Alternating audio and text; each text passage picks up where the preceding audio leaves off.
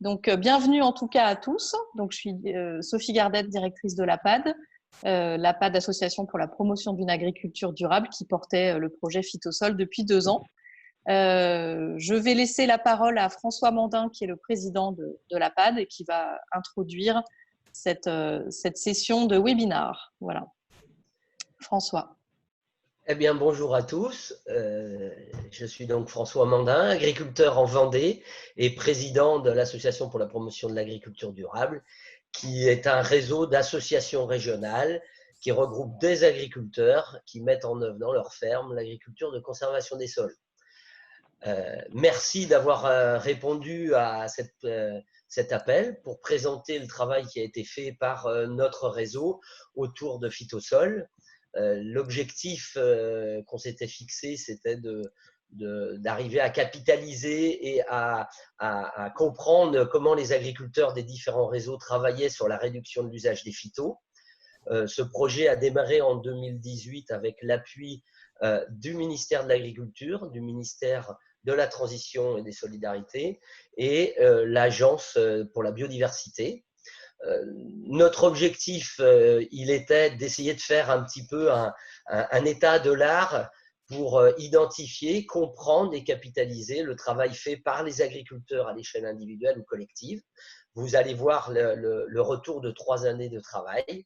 Je voulais commencer en remerciant vraiment l'appui des différents services, notamment du ministère de l'Agriculture, parce que ça a été très important pour nous.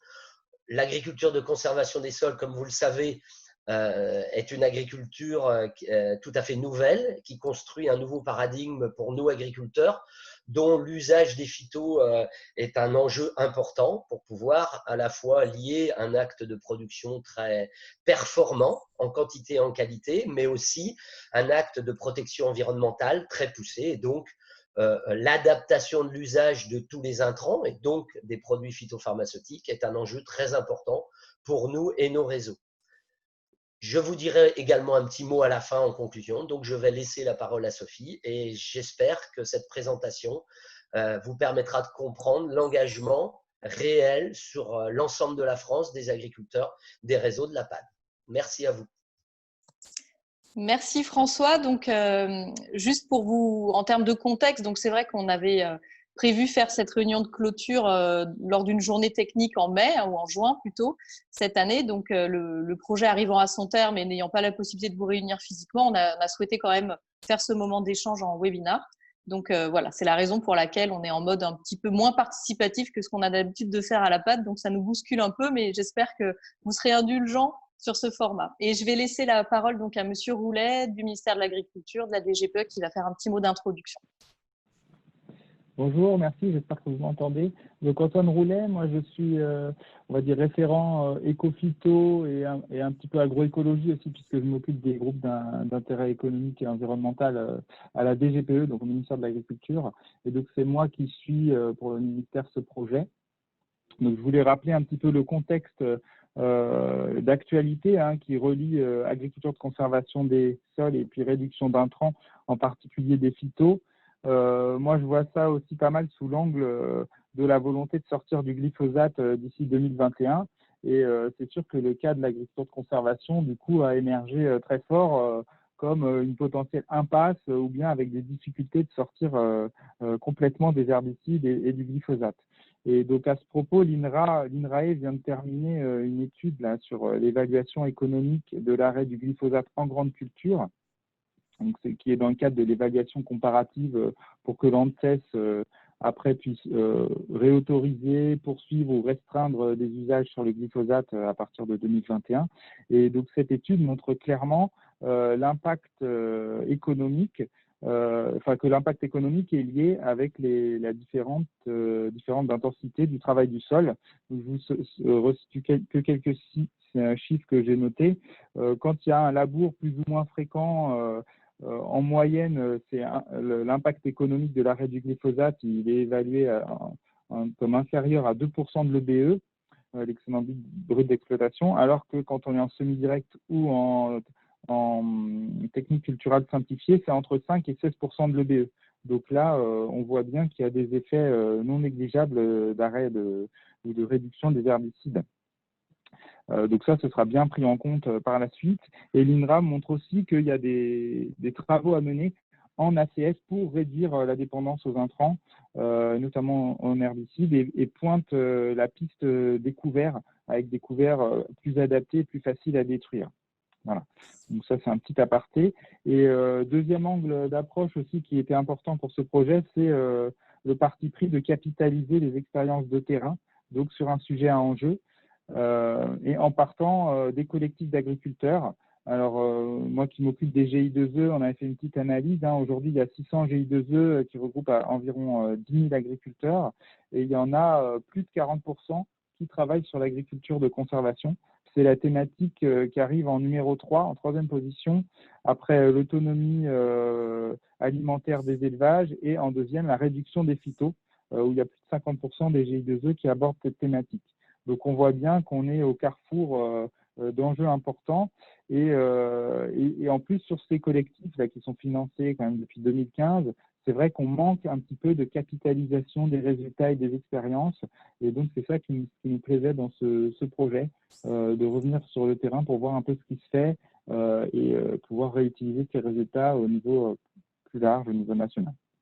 Voilà, je laisse la parole du coup à la Pat pour détailler ces résultats qu'on attend avec impatience.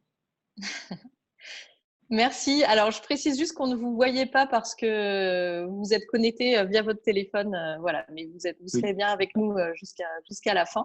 Merci pour ce mot d'introduction qui fait aussi, j'en profite, une petite transition qui est un petit aparté, mais vous faisiez référence au rapport sur les impasses économiques du glyphosate. Si c'est des sujets qui vous intéressent tous, vous pouvez aller si vous ne recevez pas l'infolette de l'APAD, n'hésitez pas à aller sur notre site internet. Vous avez à la fin, en bas, une possibilité de recevoir une infolettre, et notamment dans l'infolettre qui va sortir très prochainement, on aura un focus sur ce rapport-là. Voilà, ça me fait l'occasion de faire un peu de pub pour notre infolettre, voilà, dans laquelle vous retrouvez différentes actualités de notre réseau. Donc, en termes d'agenda, donc on a fait les petits mots d'introduction. Maintenant, je vais passer la parole à notre chef de projet qui s'appelle Alicia Régis, qui est arrivée en transition en fait dans le projet, qui a repris la dernière année, même les 9 derniers mois plutôt, du projet, qui va pouvoir vous expliquer tout ce qui a été fait, le contexte, les méthodologies. Vous parlez des leviers en fait qui ont été évoqués par les différentes personnes qui ont été auditionnées dans le cadre de ce projet, parce que c'était bien de la capitalisation, hein, comme ça a été dit par Monsieur Roulet, donc ça a nécessité d'aller contacter les différents acteurs pour les interroger sur les leviers mis en place pour la réduction des phytos en ACS. Et puis, on a souhaité ajouter un exemple très concret, un témoignage d'agriculteur, donc de Jackie Berland, qui est avec nous aussi, qui prendra la parole tout à l'heure, pour vous présenter un exemple concret à l'échelle système de comment ça se passe quand on veut réduire les phytos en agriculture de conservation des sols, quels sont les leviers mis en place. Et après, on parlera des freins, donc qu'est-ce qui reste quels défis il reste à dépasser pour y arriver, et aussi des perspectives, notamment quels sont les sujets de R&D qu'on a besoin de développer. Vous parliez des couverts végétaux en introduction, qui étaient pointés comme une source, comme un levier important par Monsieur Huyghe et par l'INRAE en général. Et c'est vrai que nous, on a listé aussi d'autres leviers qu'on voudrait vous partager, et d'ailleurs, on a commencé à travailler dans le cadre d'autres projets. Voilà. Et on vous parlera bien sûr de tous les livrables et de comment vous pouvez, dans vos projets, vous approprier ces livrables qu'on a développés au sein du projet Phytosol. Et on gardera, comme je le disais en introduction, 20-30 minutes de questions-réponses. Donc, n'hésitez pas, vous avez un petit outil de chat pour nous envoyer vos questions. On les centralisera et on les abordera tout à l'heure. Voilà, je laisse la parole donc à Alicia Régis, notre chef de projet. Mais bonjour à tous, donc j'espère que tout le monde m'entend, sinon mettez-moi une alerte. Donc merci Sophie de me passer la parole pour ce projet. Donc je vais rentrer de suite dans le vif du sujet en vous présentant en quelques slides le contexte du projet, ses objectifs et la méthodologie qui a été employée durant ce projet. Donc vous l'aurez compris, c'est un projet Ecophyto 2 qui est financé par l'OFB sous le numéro de l'axe 1 et du numéro d'action 4, donc multiplié par 10 le nombre d'agriculteurs accompagnés dans la transition vers l'agroécologie à bas niveau de produits phytosanitaires. C'est un projet qui a duré 2 ans, donc il a commencé en juillet 2018 et il se termine donc en juillet de cette année. Donc, en plus de l'OFB, nous avons d'autres partenaires sur ce projet, donc le ministère de l'Agriculture et de l'Alimentation, le ministère de la Transition écologique et solidaire, l'INRAE et TRAM. Donc, au niveau des objectifs du projet, nous avons 3 objectifs qui vous sont détaillés ici. Donc, le premier, c'était de pouvoir optimiser les pratiques et initiatives des agriculteurs en leur mettant à disposition des outils et des méthodologies pour mettre en place et améliorer ces pratiques. L'objectif numéro 2, c'est d'identifier et de mutualiser ces savoirs, ces pratiques. C'est de la capitalisation de résultats. Et donc, une fois qu'on a mutualisé cela, il faut aussi, et c'est l'objectif numéro 3, le transférer, donc encourager la diffusion de ces savoirs pour qu'il y ait le plus grand nombre de personnes qui l'adoptent et qui puissent les mettre en œuvre. Au niveau de la méthodologie de travail qui a été employée sur ces 2 ans, donc on a démarré par une phase de bibliographie qui nous a permis d'identifier les leviers. Ensuite, il y a eu une première phase d'enquête qui a eu lieu courant 2019, donc auprès des agriculteurs. Cette phase d'enquête, cette première phase s'est poursuivie avec de l'analyse de résultats et ensuite on a élargi notre panel en faisant une deuxième vague d'enquête qui a eu lieu en début de cette année, pour pouvoir toucher plus de monde et aussi interroger les animateurs de collectifs et des agriculteurs qui n'avaient pas été enquêtés lors de la première phase. Et donc là, il y a eu l'analyse des résultats et nous vous présentons aujourd'hui une synthèse de l'ensemble de ces données recueillies. Donc, au niveau de l'enquête, donc c'est bien une enquête qui a été réalisée, ce questionnaire se divise en 3. Donc, il y a une première partie qui concerne plus une sorte d'introduction, c'est apprendre à connaître la personne enquêtée, donc les caractéristiques de l'exploitation agricole de l'agriculteur, si c'est un agriculteur qui parle, ou les caractéristiques de l'animateur, enfin du groupe d'agriculteurs, du groupe d'animateurs. Excusez-moi, il y a un petit pop-up, voilà, donc qui a parlé au nom du groupe qu'il animait. On a également souhaité comprendre comment ces différents agriculteurs mettaient en œuvre l'ACS. Alors, pourquoi cette question-là? Parce que c'est vrai que derrière le mot ACS, on peut parfois prendre un peu plus de liberté que la définition de la FAO telle que nous l'entendons, donc à savoir les 3 piliers qui sont l'absence de travail du sol, la couverture permanente du sol et la diversification. Et c'est vrai qu'il y a certains agriculteurs, il y a certaines pratiques qui veulent être un peu en abandon de labour ou dans des techniques un peu simplifiées. Ils vont vers des pratiques agroécologiques. Ils se disent vouloir conserver les sols, c'est un objectif qu'ils se donnent de conserver les sols, mais ils ne sont pas forcément tous en agriculture de conservation des sols telle que nous on l'entend. Donc en fait, la première partie de l'enquête du questionnaire visait aussi à faire un tri entre les différentes personnes et les différentes pratiques pour être sûr qu'on interrogeait bien les gens à la tête. Ensuite, vous l'aurez compris, la deuxième partie du questionnaire, c'est les leviers à apprendre à comprendre ce que les gens mettent en place, ce que les agriculteurs mettent en place chez eux, donc les pratiques réalisées, les essais qui sont en cours depuis 1 ou 2 ans, mais aussi les besoins qu'ils ont d'être accompagnés et les freins éventuels à la mise en œuvre de ces leviers pour réduire leur usage de produits phyto. Et une dernière partie plus en perspective pour comprendre quelles étaient les pistes de R&D qu'ils souhaitaient voir être mis en œuvre. Hop. Donc, du coup, au niveau du panel, on a un taux de réponse de 20%. Donc, c'est un taux de réponse qui est assez faible. Néanmoins, le nombre de personnes interrogées et le nombre d'agriculteurs que ça représente derrière est assez important. Donc, il y a 45 personnes qui ont répondu à l'enquête. Donc, il faut savoir que soit il y a des agriculteurs qui parlaient en leur nom, donc ils parlaient pour eux-mêmes, ou bien il y a donc des animateurs qui représentent des collectifs d'agriculteurs qui ont parlé. Donc, au niveau des agriculteurs, on a un peu moins de la moitié qui étaient des agriculteurs qui répondaient en leur nom. Et on a un peu plus de la moitié, 58%, vous le voyez, qui étaient des animateurs, donc qui représentaient un collectif d'agriculteurs. Donc, si on regarde au niveau de ces collectifs d'agriculteurs, on a un peu plus d'un tiers des collectifs qui sont des collectifs 30 000. Il y a quelques représentants aussi des groupes défis. et un autre tiers des groupes G2E et quelques-uns de groupes privés. Donc, on a une bonne répartition et représentation des groupes. Et au niveau des animateurs, il y avait une majorité également de personnes qui sont dans des organismes, dans des chambres d'agriculture. Voilà, donc ça c'est la description de qui a répondu. Donc cette slide, je vais passer quelques minutes, c'est juste pour que vous puissiez comprendre quel choix j'ai fait pour analyser l'enquête. Donc ça, c'est un exemple là, si vous trouvez affiché. C'est un simple exemple, après on le reverra plusieurs fois au cours des slides qui vont suivre, donc on pourra mieux comprendre avec des exemples concrets. Donc en fait, ce que j'ai voulu vous mettre en avant ici, c'est que c'est une enquête en fait qui est qualitative, c'est-à-dire que les réponses sont complètement libres, les gens répondent ce qu'ils veulent, comme ils veulent, il n'y a pas eu de réponse A, réponse B, réponse C, non pas du tout, donc c'est vraiment une réponse libre. Chaque personne peut apporter autant de réponses qu'elle veut, c'est du nouveau complètement libre. Et je le rappelle, derrière les 45 personnes interrogées, soit c'est la personne parle pour elle-même parce qu'elle est agricultrice, soit la personne, c'est un animateur, parle pour un groupe d'agriculteurs.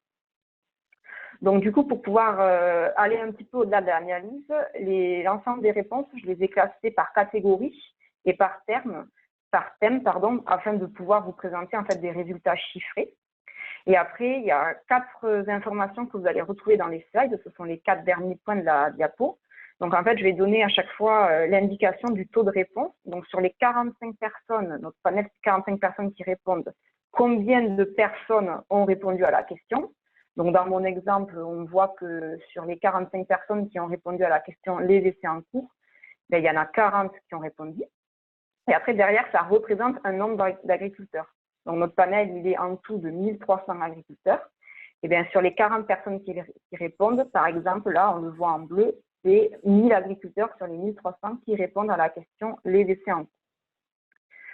Ensuite, l'avant-dernière, donc l'avant-dernier point, c'est la 3e information de chaque slide, c'est que comme chaque personne donne autant de réponses qu'elle souhaite, on se retrouve avec un nombre indéterminé de réponses au total. Donc, dans mon exemple, ça va être par exemple 4000 réponses en tout. Et donc là, ce que je voudrais faire apparaître, c'est la répartition de chaque réponse. Par exemple, la réponse les couverts, voilà, je teste les couverts. Sur les 4000 réponses totales, il y a 2000 réponses qui concernent les couverts. Donc, 50% des réponses concernent les couverts. C'est complètement un exemple, ça n'a rien à voir avec les chiffres du projet. C'est pour que vous puissiez comprendre. Et enfin, la dernière information, c'est de comprendre combien d'agriculteurs sur les 1000 qui répondent mettent en place le levier couvert. Donc, par exemple, sur les 1000 agriculteurs en tout qui répondent, il y en a 500 qui vont répondre à la question, enfin, qui vont dire la réponse les couverts. Donc, 50% d'entre eux. Donc, on le verra sur les slides d'après, quand vous aurez compris le mécanisme pour la première fois, je repasserai un peu de temps sur la première slide, vous pourrez facilement comprendre l'enchaînement. C'est toujours ces 4 informations qui seront données. Voilà, là, c'est justement pour vous indiquer qui, au niveau de la répartition en France, il y a une bonne partie de la France qui est représentée, 10 régions et 38 départements de France, et 2, on va dire, zones hors France, donc un groupe en Suisse et un groupe en Belgique. Au niveau des systèmes de culture, on a une grande majorité de grandes cultures, suivie par un peu plus d'un tiers de polyculture élevage. Et une dernière petite partie, ce sont les cultures industrielles, donc à savoir tout ce qui est betteraves, pommes de terre par exemple. Donc c'est notamment dans la partie nord de la France et en Belgique. Alors au niveau de la méthodologie, il y a 2 précautions à prendre également par rapport à l'analyse. C'est qu'au niveau des leviers qui sont décrits, chaque exploitation agricole va mettre en place plusieurs leviers. Par exemple, l'exploitation agricole A va mettre en place le levier A. Et ce levier qui est mis en place au sein de cette exploitation-là, il est propre à l'exploitation. C'est-à-dire que chaque exploitation agricole est unique et différente par l'exploitant qui est à sa tête, par les choix qu'il veut faire, la stratégie qu'il adopte, mais aussi par le contexte pédoclimatique. Donc, le levier qui est mis en place sur l'exploitation A ne pourra pas être transposable, enfin, en tout cas, il y a de fortes chances que ce ne soit pas le cas, en l'état, sur l'exploitation B. Donc, il y a toujours des adaptations qui doivent être faites par l'agriculteur B qui veut faire la même chose que l'agriculteur A. Il faut toujours qu'il ait en tête qu'il faut qu'il adapte ce levier-là à son propre système au travers d'essais ou de tests, par exemple. Ensuite, le deuxième point qu'il faut retenir, c'est que c'est un ensemble de leviers qui sont mis en place au sein d'une exploitation. C'est une combinaison de leviers qui va arriver à une réduction, un résultat, donc une réduction de produits phyto. On ne peut pas dire, et c'est très lié avec le point 1, on ne peut pas dire le levier A, il donne tant % de baisse, le levier B, il donne tant % de baisse, et on additionne comme ça. Non, c'est parce que l'exploitation agricole, elle met en place le levier A, B et C, qu'elle obtient un résultat, une baisse de temps de l'usage des produits phyto.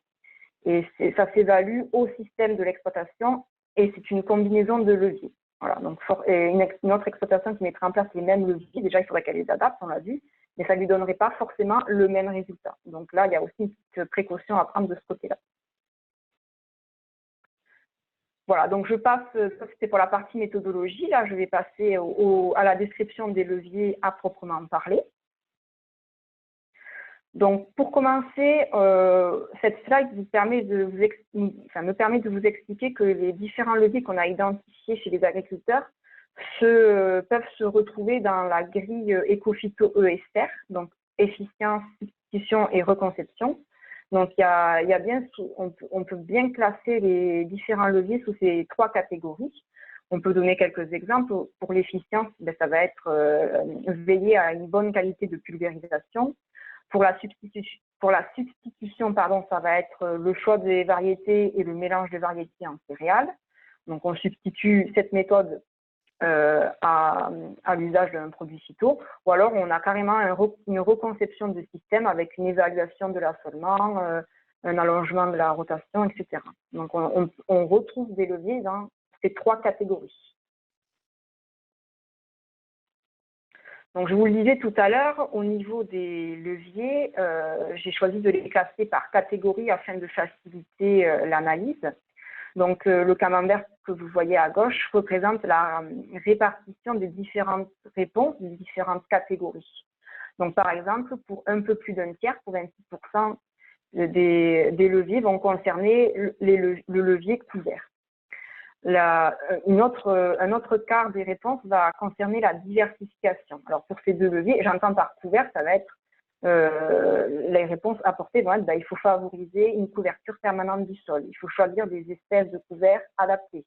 Il faut, voilà, c'est vraiment derrière cette grande catégorie couvert, il y a différentes choses, hein, ça va être tous les types de couverts, mais en tout cas, cette catégorie-là, elle est représentée à un quart, du même que la diversification. Alors, derrière diversification, on a la rotation, on a l'association des cultures, enfin la rotation, l'allongement de la rotation, l'association des cultures, le choix des espèces qu'on va y mettre.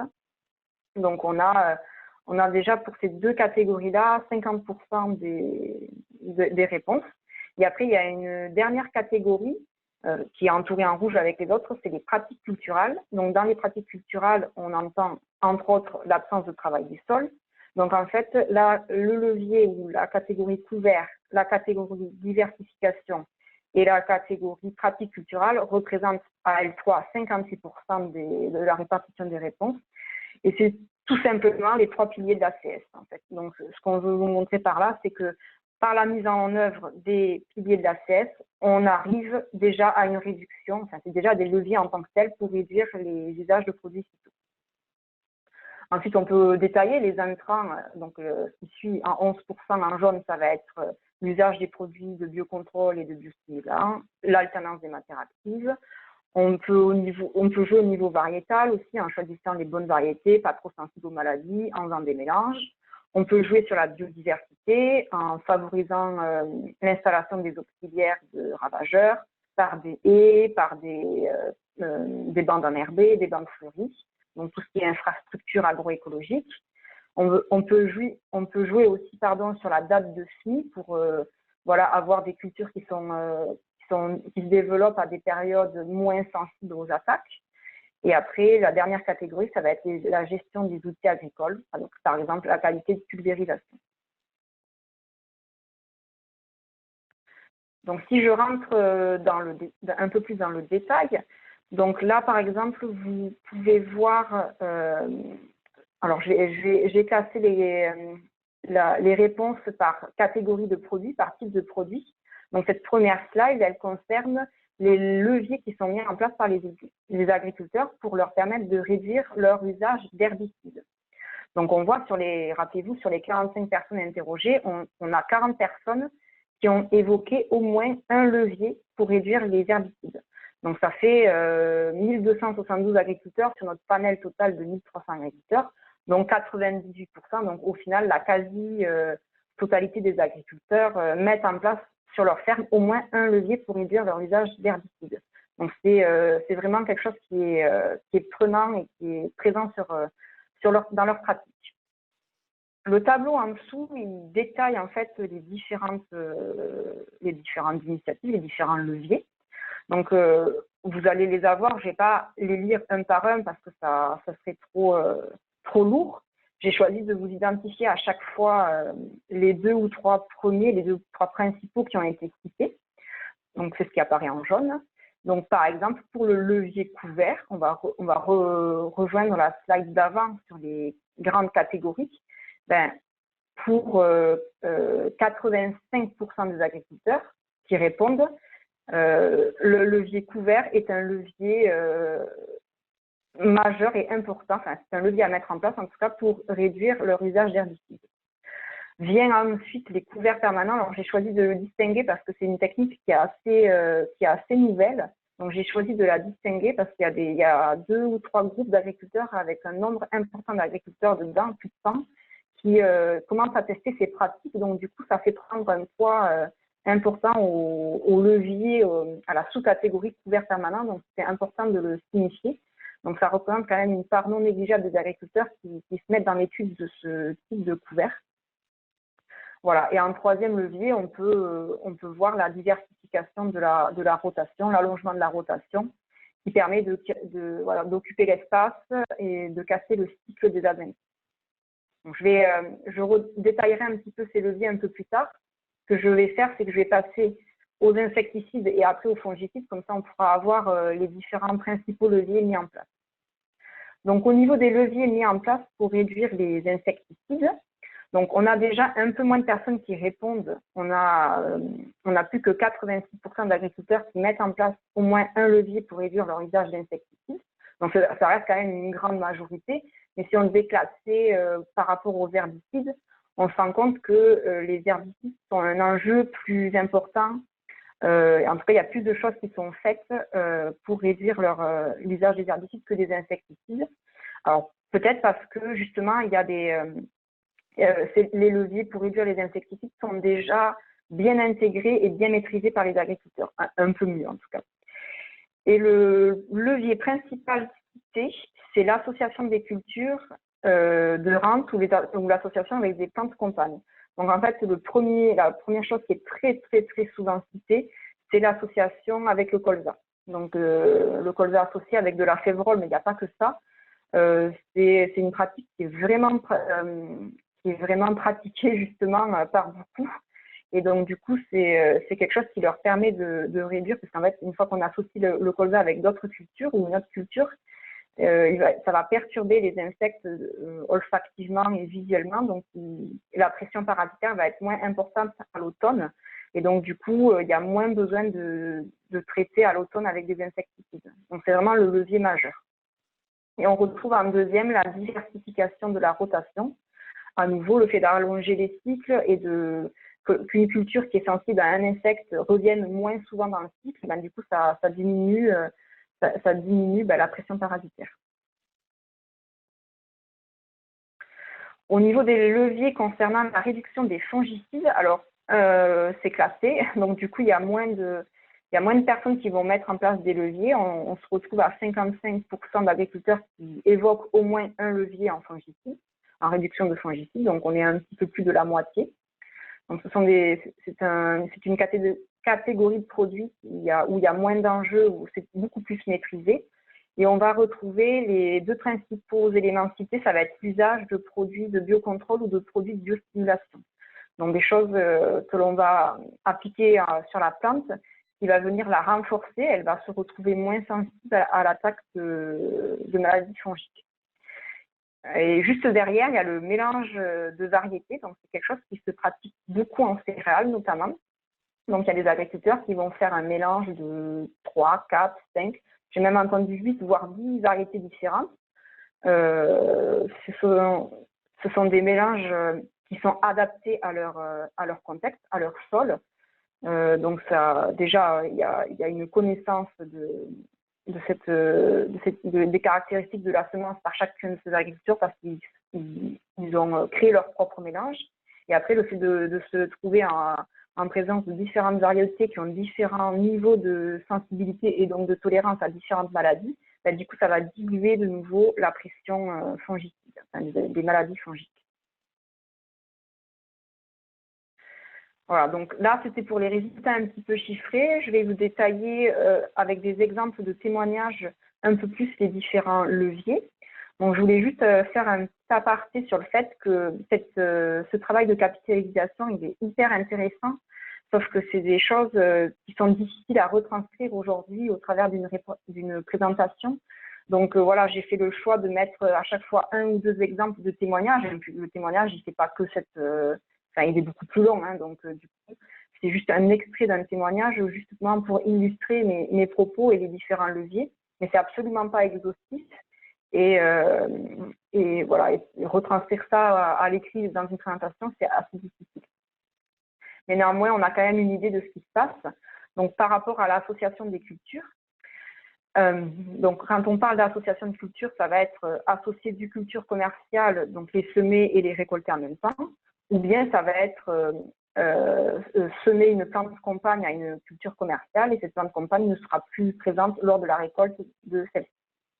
Donc, en fait, l'intérêt, c'est de pouvoir profiter des avantages agroécologiques des deux ou de toutes les cultures mélangées. Et donc, ces avantages, ils sont nombreux parce que ça va permettre une meilleure couverture du sol. Donc, du coup, de nouveau, couverture du sol, meilleure concurrence des adventices. Ça va pouvoir diluer la pression parasitaire, donc on va pouvoir mieux contenir les bioagresseurs. Après, il y a d'autres avantages qui ne sont pas forcément liés à la réduction des cytos en tant que tel. On va pouvoir observer un meilleur rendement, on va pouvoir augmenter, on fait plus de biodiversité, plus de biomasse. Donc, il y a vraiment plusieurs intérêts à faire ces associations de cultures-là. Donc, en exemple, il y a Éric Boileux, un agriculteur dans le Pas-de-Calais, qui m'a indiqué qu'il est associé avec son colza pas mal d'espèces, donc du tournesol, vous l'avez en gras, du tournesol, de la veste, du sarrasin, du maïs, du pois, du trèfle, de l'épeautre, de l'orge, de la facélie ou de la févrole. Donc voilà, il fait son mélange, il m'a indiqué qu'il semait ce mélange juste derrière la récolte de la culture précédente et ensuite, très tôt dans la saison, il y a le colza qui vient d'être implanté.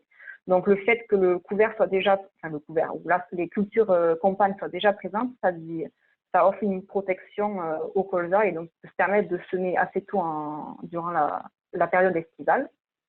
Il me parlait également d'association de blé avec du trèfle ou d'autres légumineuses. Thierry Desvaux, un céréalier dans Lyon, fait également des associations avec des céréales. Par exemple, il associe du pois d'hiver à son orge. Il a testé dans ces associations différentes densités, il a modulé l'apport d'azote. Et en fait, l'objectif qu'il avait derrière ça, c'était de pouvoir offrir la meilleure couverture du sol possible et donc diminuer son usage d'herbicides. Et Thierry Desvaux associe également son colza avec de la lentille, par exemple, févrole, fenugrec, et il m'indique ne plus utiliser d'insecticides à l'automne. Donc cette association, ce levier a vraiment permis, pour le coup, c'est un bel exemple d'une réduction, voire d'une suppression de cet usage insecticide à l'automne. Alors ensuite, un autre levier, on en a beaucoup parlé, c'est l'allongement de la rotation. Là, de nouveau, pareil, il y a de nombreux intérêts dans la gestion des bioagresseurs, on l'a dit tout à l'heure, par dilution et rupture de leur cycle biologique, parce que c'est pas la même culture, la culture qu'ils aiment revient plus souvent dans le cycle, donc ça c'est très intéressant. Il y a d'autres éléments aussi, ça va créer de la biodiversité, ça apporte une structure au sol, donc il y a vraiment aussi encore une fois beaucoup d'intérêt à faire cet allongement de la rotation. On a pas mal d'exemples d'agriculteurs qui nous évoquent ça. C'est notamment le cas d'agriculteurs qui sont dans un GI2E dans l'Oise, représenté par Sophie Dierierski, où ils nous disaient qu'ils allongeaient leur rotation avec des cultures de niche. Donc, ils ont introduit du pois chiche, du lupin, de la caméline, du sarrasin. Il y a d'autres cultures, la fèverolle, le colza, le lin, le soja. Donc, il y a pas mal de cultures quand même qui sont présentes dans cette rotation. Alors, tous les agriculteurs ne mettent pas toutes ces cultures, hein, c'est en fonction des objectifs de chacun et des choix. Mais en tout cas, au sein de son collectif, elle cite toutes ces cultures-là. Et elle mettait un point d'intention sur le fait que c'est très intéressant de pouvoir y mettre des cultures un peu plus de niche. Mais il faut quand même veiller derrière à ce qu'il y ait des débouchés, que ça puisse être valorisé en local par les coopératives, par exemple. Donc, ça me permet de vous dire quand même qu'on est à la recherche de tous ces leviers pour réduire les usages. Donc, ça, c'est l'objectif. Mais derrière, il faut que ça reste quand même économiquement viable pour l'agriculteur. Il faut que derrière, il y ait une récolte et que ce soit rentable. Sinon, ça ne sert à rien de mettre en place l'ensemble de ces leviers si c'est pour justement avoir une perte de récolte ou que l'agriculteur ne s'y retrouve plus économiquement. Donc, il faut bien veiller à ça. Il y a d'autres agriculteurs en Dordogne qui sont des éleveurs, donc ils ont introduit la stratégie 2 cultures d'automne et 2 cultures de printemps dans leur système maïs-métail. Donc cet allongement leur a permis de réduire par 2 leur IFT d'herbicide. Donc ça, c'est ce que m'expliquait François Irissou, qui est l'animateur du groupe, de ce groupe GI2E. Alors, on enchaîne au niveau des couverts végétaux. Donc là, l'idée, c'est vraiment, d'un point de vue réduction des phytos, c'est vraiment de ne pas du tout laisser de place aux adventistes, comme le montre la photo, c'est qu'elles ne puissent pas avoir d'espace pour pouvoir se développer. Donc les couverts végétaux, on distingue 2 périodes d'implantation. On a les couverts d'été et les couverts d'hiver. Alors les couverts d'été, il y a un petit enjeu, c'est de pouvoir arriver à faire l'implantation d'un couvert en période estivale. Donc des fois il fait trop chaud, ça manque d'eau, il fait sec, etc. Donc c'est un petit peu tout l'enjeu. Donc il y a de la recherche, on le verra tout à l'heure, toujours en cours sur à quel moment implanter ces couverts, avec quelles espèces aussi toujours et comment. Donc est-ce qu'il faut le faire juste avant la moisson, juste après? Il y a encore des interrogations là-dessus. Et les couverts d'hiver, leur caractéristique, c'est d'être semés à l'automne et c'est qu'ils aient l'aptitude de passer l'hiver et qu'ils soient toujours là au printemps d'après. Voilà. Donc, je vais me concentrer sur le témoignage de Nicolas Courtois, qui est riche d'enseignement parce qu'ils ont une bonne expérience des couverts. Donc, Nicolas Courtois, il est technicien à Agri-Genève. C'est un groupe d'agriculteurs qui est dans le canton de Genève, en Suisse. Ils sont 25 agriculteurs en ACS. Et depuis plusieurs années, depuis 7 ou 8 ans, je crois, ils testent ce levier couvert chez des agriculteurs, notamment un agriculteur partenaire qui s'appelle Jonathan Christen. Et en fait, ça leur a permis de bâtir différentes recettes de couverts gélifs et non gélifs. Donc, il y a un exemple dans le tableau gris que vous voyez en bas. Mais je crois qu'il y a une dizaine de mélanges de recettes proposées. Donc, bien sûr, attention, c'est le recul qu'ils ont et les recommandations qu'ils font, c'est pour leur propre zone géographique. Ils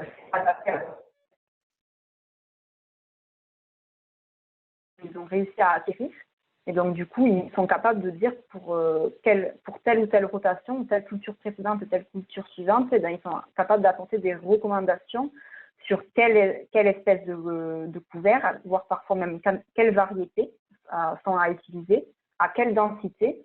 Ils donnent même une indication du prix de revient. Donc là, c'est en francs suisses. Mais l'idée, c'est qu'ils peuvent apporter l'indication du coût économique de l'implantation de tel ou tel mélange. Donc, ils ont une réelle expertise là-dessus. Ils ont prolongé leurs tests par des tests de couverts qu'on appelle relais. Donc, en fait, ils prennent une recette de base d'un couvert gélif qui contient une dizaine d'espèces. et ils vont y associer 2, 3 ou 4 espèces d'autres cultures, d'autres couverts qui sont capables de se développer en été au moment où elles sont implantées et qui restent en place pendant 8 à 9 mois jusqu'au printemps suivant. Le tout est toujours d'avoir cette fameuse couverture du sol, même au printemps. Donc, ils ont testé la veste velue, le fuchsin, la navette, le colza, le seigle, avec de très bons résultats sur le seigle. Donc, ils y croient vraiment par rapport au seigle qui pourrait notamment venir concurrencer le vulpin au printemps. Et tout ça, ça leur permet de réduire fortement leur usage d'herbicides au printemps pour gérer le couvert et pour gérer les adventices. Et ils n'en sont plus qu'à 1 litre de couvert pour les céréaliers, alors qu'il y a un éleveur fera 1 à 2 fauches et n'utilisera pas du tout de glyphosate. Donc du coup, ça me permet de faire une belle transition avec l'élevage, cette fauche de couvert, parce que l'élevage est un très très bon levier aussi, notamment pour la gestion de l'enherbement, puisque quand on a des animaux sur son exploitation, il faut penser alimentation du troupeau. Donc du coup, ça demande à l'agriculteur à penser de manière différente sa rotation avec l'introduction par exemple de prairies temporaires et permanentes. Donc ça permet de gérer beaucoup plus facilement l'enherbement. Et également, ça permet d'apporter une valorisation supplémentaire aux couverts. Donc des couverts végétaux, on peut les valoriser par de la fauche et donner dans l'alimentation animale, ou bien faire directement pâturer les animaux sur la parcelle en couvert.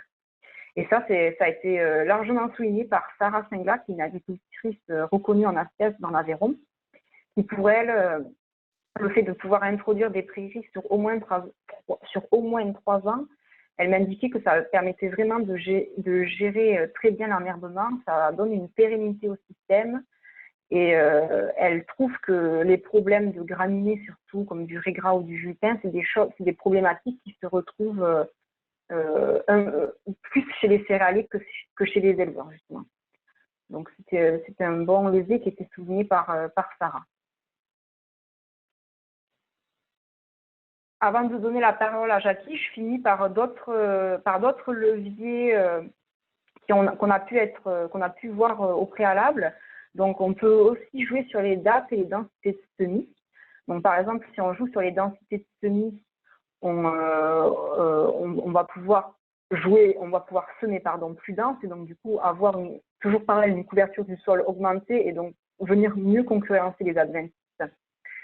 Un élément qu'il faut avoir en tête aussi, c'est au niveau de la nutrition de la plante. Si on reste vigilant à la nutrition et à la fertilisation de la plante, qu'elle ne se retrouve pas en excès ou en carence, elle se retrouvera moins sensible à l'attaque de maladies et d'insectes. Ça a été documenté scientifiquement. Donc, si on adopte une stratégie de fertilisation et de nutrition de la plante optimale ou correcte, en tout cas, on va la rendre moins sensible à l'attaque de maladies, par exemple. C'est également le cas pour l'utilisation de produits biostimulants. Donc, on les appelle en France les préparations naturelles peu préoccupantes, les PNPP. Donc, ce sont des préparations qui vont venir stimuler en fait la plante. Donc, ça va être l'usage de sucre, de macération, de décoction, de bactéries, etc. Donc, l'idée n'est pas de venir soigner la plante, parce que quand la plante est malade, c'est comme nous, quand on est malade, on va plutôt prendre des médicaments. Si on prend des vitamines, on ne va pas se soigner. Par contre, si on est en bonne santé et qu'on prend des vitamines, on va être moins sensible à des petites grippes hivernales. Ben là, c'est exactement pareil pour la plante. On peut faire ce parallèle-là avec l'être humain. Et enfin, on le disait tout à l'heure, il y a le mélange, le choix variétal, donc choisir des espèces pas sensibles aux maladies présentes dans son territoire, et les mélanger, du coup, pour pouvoir diluer dans l'espace les maladies. Voilà. Donc, du coup, on retrouve, il n'y a pas que ces leviers, c'est pas exhaustif, comme je vous disais, mais en tout cas, c'est les principaux qui m'ont été cités. Et à chaque fois, il y a vraiment plusieurs témoignages d'agriculteurs c'est intéressant de pouvoir comprendre. Donc là, je lis comme ça au hasard Sylvain Delahaye, qui est agriculteur en Normandie. Lui, il indique qu'il utilise des macérations à base de consoude, prêle ou ortie. Il applique ça sur ses cultures au printemps. Et parfois, il arrive à se passer de traitements fongicides sur ses pois. Donc, une nouvelle fois, il faut vraiment qu'il y ait un système sain avec des cultures saines. Il met ça et là, il arrive vraiment à ça lui permet de pouvoir se passer de produits fongicides. Voilà, donc encore un exemple de levier. Donc, j'en ai fini pour cette première partie. Je vais laisser la parole à Jackie Berland, du coup, qui est agriculteur en Vendée, qui va pouvoir vous illustrer concrètement ce que lui met en œuvre sur sa ferme et comment il le met en œuvre et quels résultats il obtient. Donc, du coup, Jackie, je vais te laisser prendre la main sur la présentation. Voilà, bonjour à tous. Peut-être avant, je reviens avant comment, si avec la flèche. Exemple de mise en place de levier, présentation de la ferme, voilà, on y est. Saint-Martin-de-Fresno, ça se trouve coincé entre le bocage vendéen et le marais Poitevin. Je suis à 3 km du marais, donc je suis sur une plaine calcaire, irrigable et irriguée. 76 hectares, il y a 2 zones, une zone irrigable et une zone non irriguée, c'est pour ça que j'ai 2 rotations. On va parler que de la rotation non irriguée parce que c'est la plus riche. Atelier porcin historique, voilà, je regraisse, il y a 1600 places d'engraissement. Ça me permet de produire du lisier de porc qui fournit à peu près 80% des besoins en engrais de la ferme. Une UTH évidemment, peut-être moins parce que je suis beaucoup pris à la pâte. Non, bref, ça c'est pour rigoler. Je suis sur un bassin versant d'une rivière qui s'appelle l'Autise. Donc, je fais partie d'un programme de substitution qui est très vieux. Il a maintenant 15 ans, avec des réserves de substitution. Voilà. Bon, je ne m'étends pas plus. Ça veut dire que j'ai un quota d'eau de 90 mm3 et qui coûte. Et donc, j'essaye de le répartir au mieux pour qu'il soit le plus rentable, pour que tout ce que je fais dans les champs, dans les sols et dans mes actions soit efficiente. Voilà.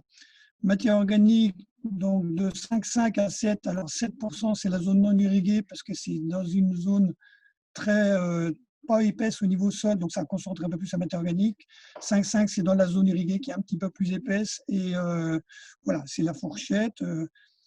Juste pour info, en 20 ans, j'ai à peu près pris 2 points de matière organique. Donc, pour dire que le système mis en place, il est plutôt efficient d'un point de vue augmentation de la fertilité, enfin au moins en tout cas de la matière organique. Évidemment, je suis engagé dans les groupes 30 000 depuis un petit moment. Enfin bref, je suis très actif dans les milieux de l'amélioration, dans les groupes de développement à l'époque. Maintenant, c'est plutôt à PAD, voilà. On va dire que je suis un petit peu en fin de carrière, j'ai 58 ans, donc je suis en train de préparer l'après. Je suis en train de peaufiner ce que j'aurais dû faire il y a 20 ans, mais je ne savais pas qu'on pouvait faire comme ça. Donc, voilà, donc je vais vous expliquer. Alors l'assolement, il paraît très diversifié ici, mais regardez par exemple la févrole, 1 hectare, c'est juste pour faire ma multiplication de semences fermières pour moi, les pois d'hiver idem. Voilà, et donc vous voyez, 75 hectares, si on veut se diversifier, ça fait quand même pas beaucoup de surface à chaque culture. Hein, vous voyez ma souris, tout va bien, c'est ça? Bon, bref. Et puis là, ici, vous avez les cultures de dérobés de tournesol et dérobés de moa. Ce sont des doubles cultures, c'est-à-dire je fais comme les Brésiliens, je fais une deuxième culture après la culture de vente classique. Tiens, j'ai perdu la souris, si je la revois, c'est bon. Et ça, c'est possible grâce à l'irrigation, évidemment, parce que pas d'irrigation, pas de culture d'été dérobée, voilà. Donc, je passe à la diapo suivante, je pense que j'ai tout dit. Alors, les leviers mis en place, si on regarde ce qui est fait chez moi, je me reconnais dans tout ce qui a été dit sur l'efficience, substitution, reconception. J'utilise quasiment tous les leviers qui ont été évoqués avant, quasiment tous. Peut-être pas le biocontrôle, mais en tout cas, tout le reste est utilisé. Alors, avec un gros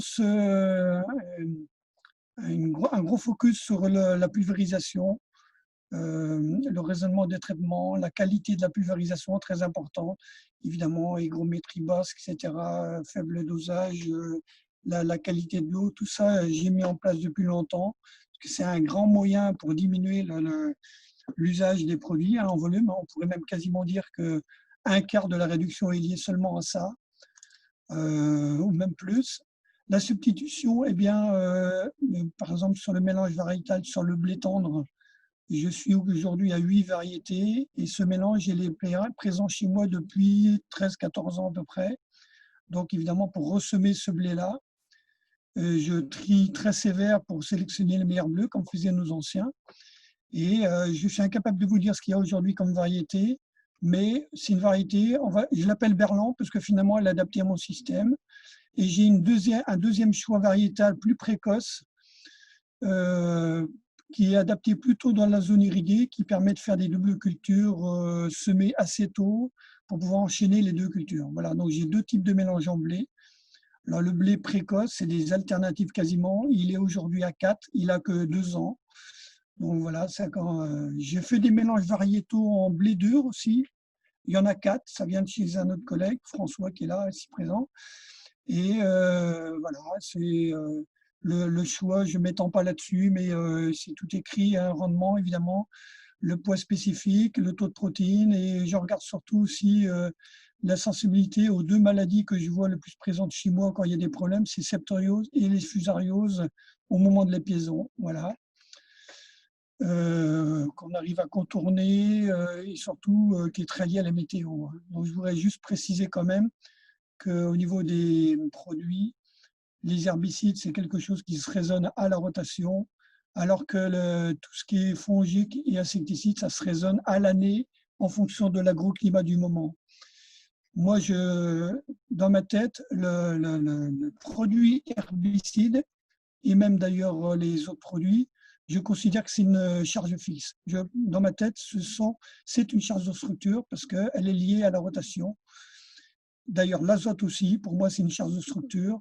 Ce n'est pas parce qu'une culture va manger un peu de produit en coup qu'il ne faut pas la faire, parce qu'il peut y avoir un gros intérêt sur la culture suivante. Donc, alors après, il y a d'autres leviers que j'utilise. C'est les dates de semis des cultures. J'essaye, les blés précoces sont semés plutôt en novembre. C'est intéressant déjà, ça répartit le chantier. Et en plus, on peut se permettre d'être plus léger sur les aspects pucerons d'automne, qui sont un problème chez moi aussi. On a régulièrement des pucerons vecteurs de la jaunisse nanisante de l'orge. Donc, le semis plus tardif est intéressant. Mais ça n'empêche pas que ça peut arriver encore. Cette année, on a eu des attaques de pucerons en janvier à peu près, mais elle était tardive, donc elle a moins impacté le rendement. Il y a bien autre chose qui a impacté le rendement avant cette année. Après, le choix des espèces dans les couverts, j'utilise le levier de la diversification, mais je suis revenu à me contenir plutôt à 2 ou 3 espèces en les choisissant bien pour être sûr qu'elles marchent bien, parce que ce qui compte, c'est de réussir le couvert. Et on a remarqué quand même que de vouloir mettre des mélanges à 15-20 espèces, ou je ne sais pas, 10 ou 8, finalement, ce n'est pas si efficient que d'en avoir que 2 ou 3, mais qu'on réussit à coup sûr. Évidemment, tout dépend quand même du contexte de l'année, de l'eau au moment du semis, évidemment, que ça l'aide à lever, etc. Cette année, j'ai mis en place du semis à la volée avant moisson, par exemple. J'ai semé du Moa. Et il est levé actuellement. Donc, il va traverser le blé dès qu'il pleuvra un peu plus. Mais il est au moins présent, voilà. Reconception, on va en parler après, c'est carrément modifier la rotation. Et je l'ai fait. Donc, je passe à la diapo suivante. Et en fait, voilà la base de la rotation irriguée avant 2017. Alors, pourquoi 3 ans? C'est parce que c'est simple, j'ai 2 parcelles, une fait 32, je l'ai divisée en 2. Et donc, à la division de la parcelle, j'ai installé une haie avec des bandes enherbées, etc. Et puis, c'est comme ça fait 3 parcelles entre 15 et 18 hectares.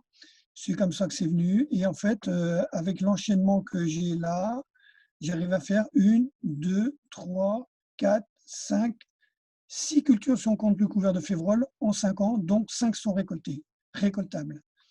Tout ça est permis grâce à l'irrigation, parce qu'on ne peut pas faire une deuxième culture en plein été s'il n'y a pas l'irrigation.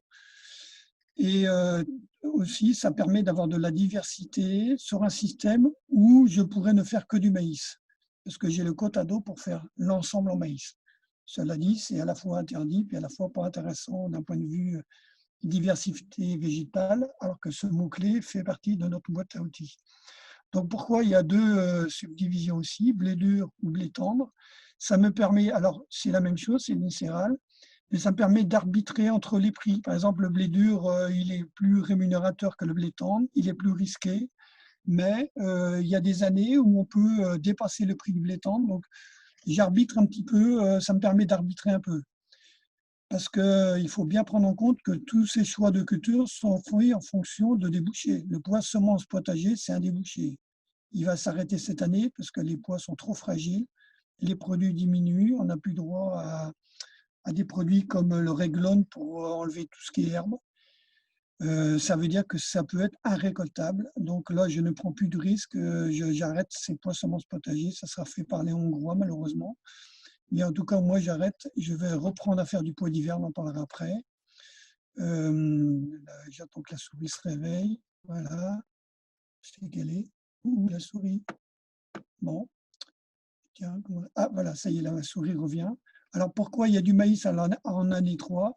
C'est parce que je ne veux pas miser l'ensemble de l'année 3 sur un pois plus tournesol ou un pois plus maïs. Donc, maïs étant une valeur sûre, c'est une histoire de répartition des risques. Et évidemment, avant le maïs, entre ce blé sarrasin, qui lui est récolté 15 octobre, on a le temps de faire une févrole avant le maïs. Et après, évidemment, entre toutes ces cultures de l'année 3, il y a de la févrole. Ça, c'était avant 2017, on est d'accord. Donc, évolution à partir de 2017 jusqu'à 2020, je précise. Donc, j'ai étoffé la rotation sur l'année 3. L'année 2, on continue à faire blé dur, sauf que là, j'ai introduit le tournesol à la place du sarrasin. Et là, donc, vous avez compris que j'ai diminué la place du sarrasin pour plusieurs raisons. Ça fait presque 30 ans que j'en fais. Je n'arrive plus à chercher le rendement, à tel point que ça ne devient plus rentable, parce que peut-être que j'ai des sols trop riches en matière organique, on a eu des canicules d'été et sarrasin n'aime pas du tout ça. Donc à un moment donné, il faut être réaliste. Quand on n'arrive plus à rentabiliser des cultures, ben on arrête, c'est tout simple. Alors que le tournesol, c'est encore jouable, avec quand même le risque de récolte tardive. Ça veut dire récolter des tournesols assez humides, mais j'ai un système de séchage, j'ai plusieurs choix, dont un qui me permet de sécher des tournesols à plat avec un séchage doux qui permet de sécher des tournesols jusqu'à 25 d'humidité. Ça m'est arrivé de le faire, c'est pour ça que je le dis. Et l'année 3, donc voilà, ici on a baissé le sarrasin, on a mis du tournesol en place. Et l'année 3, donc j'étais encore en pois de semences de printemps. Et toutes ces cultures que vous voyez, j'ai déjà fait. J'en ai même fait d'autres, du maïs, du sarrasin, voilà. Et ça, c'est validé, toutes ces cultures-là, dans le MOA. Et là, j'ai découvert quelque chose d'intéressant, vous en parlerez après. Et on est toujours sur l'année 3, ne pas prendre d'autres risques, trop de risques, où là, j'ai quand même gardé un peu de maïs. Donc là, évidemment, on a 2 maïs à suivre, sauf qu'ils sont espacés avec un couvert végétal. Alors, pour les produits phyto, il y a eu une petite évolution. C'est que là, ça ne change pas. C'est une gestion classique du maïs. Là aussi, c'est une gestion classique d'un blé dur. Donc, j'ai un principe, c'est d'utiliser les produits à l'endroit le plus efficace possible. Alors, entre autres, en blé, en céréales, je fais toujours un premier désherbage de nettoyage général en culture à l'automne. C'est des petites doses, mélange de produits, IFT de 0,2, 0,3, voilà. Si par exemple on est derrière maïs, on n'a quasiment pas besoin de faire de glyphosate si l'automne est sec, je précise bien, si l'automne est sec et pas pluvieux. Même si l'automne est un peu humide derrière le maïs, on arrive à se passer de glyphosate, voilà. Si l'automne est très humide, là, je demande à voir, ça dépend. Alors ça, c'est à réagir en fonction de l'année. Derrière le blé dur et derrière le tournesol, on est souvent sale, parce que le tournesol n'est pas forcément une plante très nettoyante. Donc là, il y a obligation de faire un glyphosate ici, positionné juste avant le semis de pois, c'est-à-dire un mois avant. Ça se passe vers fin janvier, début février, voilà. Là, parce que les pois étant des cultures fragiles et en plus gourmandes en désherbage avec des produits chers, il vaut mieux faire un nettoyage pas cher avant. Et là, ça se passe un peu mieux en cours de pois. Et après le pois, jusqu'à maintenant, on avait droit au réglone, donc ça arrivait à bien limiter tout ce qui était poussé dans les pois, et on arrivait à semer tout ça là, sans avoir besoin de faire de désherbage, sauf pendant la culture. Donc je ne faisais pas de glyphosate ici. Le réglone disparaissant, ça m'oblige quasiment à arrêter le pois, donc il va être remplacé, on verra plus tard, par du pois d'hiver. Et là, on conduit ces cultures-là avec des produits assez simples, comme par exemple dans le MOA, c'est du 2KD, c'est très simple, c'est une hormone, et on arrive à gérer les liserons, par exemple, ici, très bien. Parce que les liserons sont au stade floraison, on les a bien ici à ce moment-là. Ici. On peut les avoir aussi dans le blé dur ou dans le blé tendre au stade de nœud. Parce que le liseron, c'est une plaie, hein, je précise. Hein. C'est une vivace et vous avez beau faire tout ce que vous voulez, si vous n'avez pas le produit qu'il faut, il faut après apprendre à vivre avec.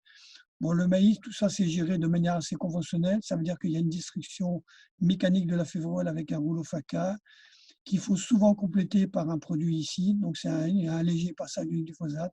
S'il n'y a pas de graminées dans le couvert, par exemple, on peut faire juste 0,5 de glyphosate avec un petit peu d'hormones éventuellement. Voilà. Et après, on finit le travail en maïs. Et derrière maïs, on fait un couvert végétal. Il n'y a pas de glyphosate ici. Et quand on revient au maïs ici, ce couvert-là, il est détruit mécaniquement et chimiquement s'il y a besoin, mais c'est toujours à vue. Voilà. Donc ici, il y a, bon, je ne m'étends pas sur les produits. Alors, on va voir l'évolution à partir de 2020. Donc là, c'est l'évolution des IFT jusqu'à 2019, parce que je n'ai pas encore les chiffres 2020. Enfin, je les ai, mais l'année n'est pas finie.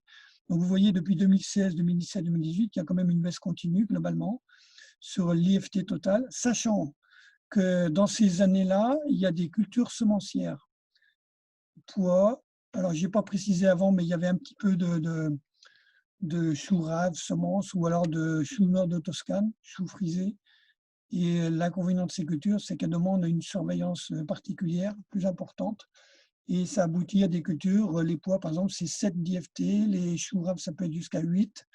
J'ai même fait une année des carottes semences où là, on était à 10 d'IFT. Certes, ce n'est pas des grandes surfaces, mais ça augmente la moyenne. Donc, voilà, globalement, je pense que ce chiffre-là de 3-4 sur l'ensemble risque fort de diminuer encore à l'avenir. Parce que d'abord, il y a abandon quasiment des cultures semencières, ou si je fais des cultures semencières, elles sont faites l'été. Et là, il y a un levier intéressant. Bon, je ne m'étends pas là-dessus. On va aller sur la dernière diapo qui est intéressante. Alors, là, on est dans les perspectives. Donc, je suis déjà en train de faire basculer la rotation. Je ne sais pas si vous avez remarqué, mais ici, il y avait du blé, une base blé, derrière le maïs. Et elle a un inconvénient, elle a un avantage, c'est que ça se passe souvent bien, le maïs fait un beau couvert, tout va bien. Il y a un gros inconvénient, c'est qu'il y a toujours des pucerons d'automne qui vont s'installer dans le blé, quasiment toujours. Alors, ils peuvent être vecteurs de la GNO quasiment tous les ans, donc c'est un risque. Alors, j'ai découvert le MOA l'année dernière, il y a même 2 ans, et derrière le MOA, je me suis rendu compte que le sol était beaucoup plus propre, c'est-à-dire qu'il n'y avait pas de graminées, il n'y avait rien. Le MOA a un effet très intéressant de lutte contre les adventices. Alors, je ne vous expliquerai pas à quoi c'est dû. Est-ce que le MOA bouffe tout au niveau intrant, enfin, je veux dire au niveau minéral, ou est-ce qu'il a un effet allopathique? J'en sais plus trop rien, mais en tout cas, le constat est là. Ça me donne l'idée de faire du blé derrière le MOA. Alors, j'ai renseigné mes collègues de l'association, ceux qui font habituellement du MOA trèfle, par exemple, parce que derrière, si on fait un blé, quel risque? Je prends mes infos aussi auprès de gens. Je vais chercher l'info là où je peux la trouver, les groupes de développement, les techniciens, voilà, je pose des questions. Et en fonction d'un rapport bénéfice-risque, je prends le risque cette année de changer ma rotation, c'est-à-dire, attendez, je reprends la souris, voilà. Ça, là, c'était en année 3, donc j'inverse l'année 3 devient année 2, année 2 devient année 3. Vous comprenez? Donc là, c'est vraiment quand même un grand changement de rotation où c'est ce qui est en place en 2020, cette ligne-là, avec pois semences d'hiver. Alors, cette année encore 2020, c'est du pois semences potager de printemps que j'arrête. C'est pour ça que je vais faire l'année prochaine du pois d'hiver, avec un gros avantage, c'est qu'il va libérer le sol encore plus tôt. Ça permettra de faire un mois à semences quasiment à un cycle normal. Donc là, on va essayer de chercher le rendement, parce que c'est très intéressant. Le pois d'hiver, il est plus sensible, mais finalement, il sera meilleur de toute façon que le pois potager semences de printemps, notamment au niveau des herbages. Ça permet de le semer en novembre. Donc là, on va pouvoir gérer le désherbage sur plus longtemps. Voilà, il y aura une continuité en plus, qu'entre le maïs et le pois d'hiver, il va y avoir que maximum 1 mois. Donc c'est intéressant d'avoir un tuilage couverture, il va être mieux protégé par les pailles de maïs. Bon, et après ça, là, Je fais le mois semence, donc on est d'accord, c'est un mois qui va être semé 15 juin, 20 juin, voilà, c'est à peu près ce que je vise. Et j'ai plus la souris, elle va revenir. Et derrière le mois, ça va être récolté fin septembre, début octobre, 10 octobre. Et là, on va avoir un sol plus propre et j'envisage de semer du blé tendre et du blé dur. Alors, au niveau des pucerons, je ne suis pas sûr que c'est une efficience. On verra, c'est l'aide de cacheter, mais moi, ce que je vis, c'est le désherbage. C'est-à-dire qu'ici, dans le blé dur ou blé tendre, on pourrait imaginer qu'il n'y ait pas besoin de faire d'antigraminées d'automne, qu'on aurait juste à faire un antidicotylédone qu'on pourrait même retarder en janvier, où là, on fait qu'un seul passage, quasiment. Et je le vois, je le sens bien, ça. Donc, on va le vérifier cette année. Donc, je fais du blé dur, qui, lui, est suivi d'un tournesol précoce, comme le blé tendre. Donc, vous voyez, j'ai réduit le nombre de cultures, je regarde les cultures les plus intéressantes en dérobé, donc mois, semences, tournesol. Là, je prends un risque parce que j'augmente la surface. Vous voyez, année 3, ça va être une quinzaine d'hectares. Mais vu ce que j'ai déjà comme expérience, c'est jouable. S'il est semé plus tôt ou en utilisant des variétés très précoces que j'ai déjà testées, on peut arriver qu'un automne, en septembre sec, à presque le récolter à la norme vers le 15 octobre. Et même si le printemps, non, l'automne était humide, septembre, j'ai de toute façon une solution de séchage douce qui évite de brûler les séchoirs. Bon, je vous ai mis en bas l'irrigation. Donc, vous voyez, j'ai 90 000 m3 d'eau répartis sur les 3 années. Ça fait à peu près, allez, on pourrait dire à la louche, 50 hectares. C'est 1800, 1900 m3 à répartir. Donc, vous voyez, là, ça me permet, en économisant l'eau, parce que le mois n'est pas très gourmand en eau, le tournesol assez peu, 4 passages d'eau, mois, semence, 4 passages. Le pois semence d'hiver, lui, il est moins gourmand en eau que le pois de printemps potager. Là, c'est souvent 2, 3, 4 passages. Alors que le pois d'hiver, je pense qu'on peut gagner au moins 2 passages. Ce qui fait que ça me permet de reporter de l'eau sur le maïs pour aller chercher un peu plus de rendement en maïs. Vous voyez, c'est pour ça que j'ai mis 2000 là, 1250 m3 à l'hectare en comptant les deux cultures et 1500 m3 pour la partie blé dur, tournesol. Blé dur, blé, c'est généralement 2 passages maximum. Et tournesol, il faut 4. Voilà. Et là, j'ai mis cette ligne-là parce qu'il y a un projet méthanisation que j'avais lancé en tant que responsable il y a 10 ans qu'on a abandonné. Mais il y a un autre programme qui est en train de se lancer à Fontenay-le-Comte. Et je me suis positionné, comme je ne suis pas loin de Fontenay-le-Comte, pour faire culture cive, donc culture intermédiaire à vocation énergétique, ou tout simplement des méthails. Donc là, ça serait très intéressant d'un point de vue herbicide. Parce qu'on pourrait imaginer, et c'est même validé par pas mal de collègues du réseau, que le méthail derrière maïs, on est capable de faire un méthail sans désherbage. Le méthail n'a pas vraiment besoin de désherbage, qui serait suivi d'un sorgho, donc un méthail plutôt tardif, récolté, on va dire, fin mi-mai. Ça veut dire qu'on est récolté à un stade presque maturité, bref, post-épiaison, donc en silage, et suivi d'un sorgho, lui aussi ensilé pour la méthanisation. Et là, c'est 2 cas de figure où on pourrait avoir comme en élevage, c'est-à-dire de la fauche qui pourrait limiter certaines herbes qui pourraient, vous voyez, s'il y a du canépote qui pousse dans le sorgho, c'est pas grave, il va être ensilé, il ne passera pas en phase graine. Et là, en fait, on fait des blés derrière, et à mon avis, ça c'est jouable. Ça voudrait dire qu'en 1 an, on pourrait. Alors, je dis pourrait, hein, c'est toujours du conditionnel, hein, parce que ça, c'est sur le papier. On pourrait imaginer que là, il n'y ait pas de désherbage. Et le blé dur, il est fort possible que grâce à tout ça, qu'il n'y ait peut-être même pas à faire de désherbage d'automne, je parle anti-graminé. Voilà. Donc, on pourrait imaginer, si par exemple je perds la surface de semences en moa, eh bien, on peut faire aussi du sorgho derrière quoi. J'ai déjà fait, j'ai déjà testé, ça marche super bien. Voilà. Et je garde quand même une petite base maïs dans cette culture-là, pour diviser les risques, etc. Voilà ce que j'avais à dire. Alors ça, cette flèche-là, c'est juste pour dire que dans un cas de méthanisation, on pourrait imaginer pouvoir semer du trèfle à la volée en août. Donc à un moment où il y a encore de l'irrigation pour aider le sorgho, etc. Donc il pourrait, alors les trèfles, je ne sais pas lequel, il faudrait tester, qui pourraient être maintenus dans les blés là, et qui pourrait ne pas être trop gênant en tournesol, mais ça, on ne sait pas. Ça, c'est, on va dire, la partie recherche chez moi. Donc, tout ça pour vous dire que Dans ma tête, pour moi, la rotation est un vrai levier, la diversité dans la rotation.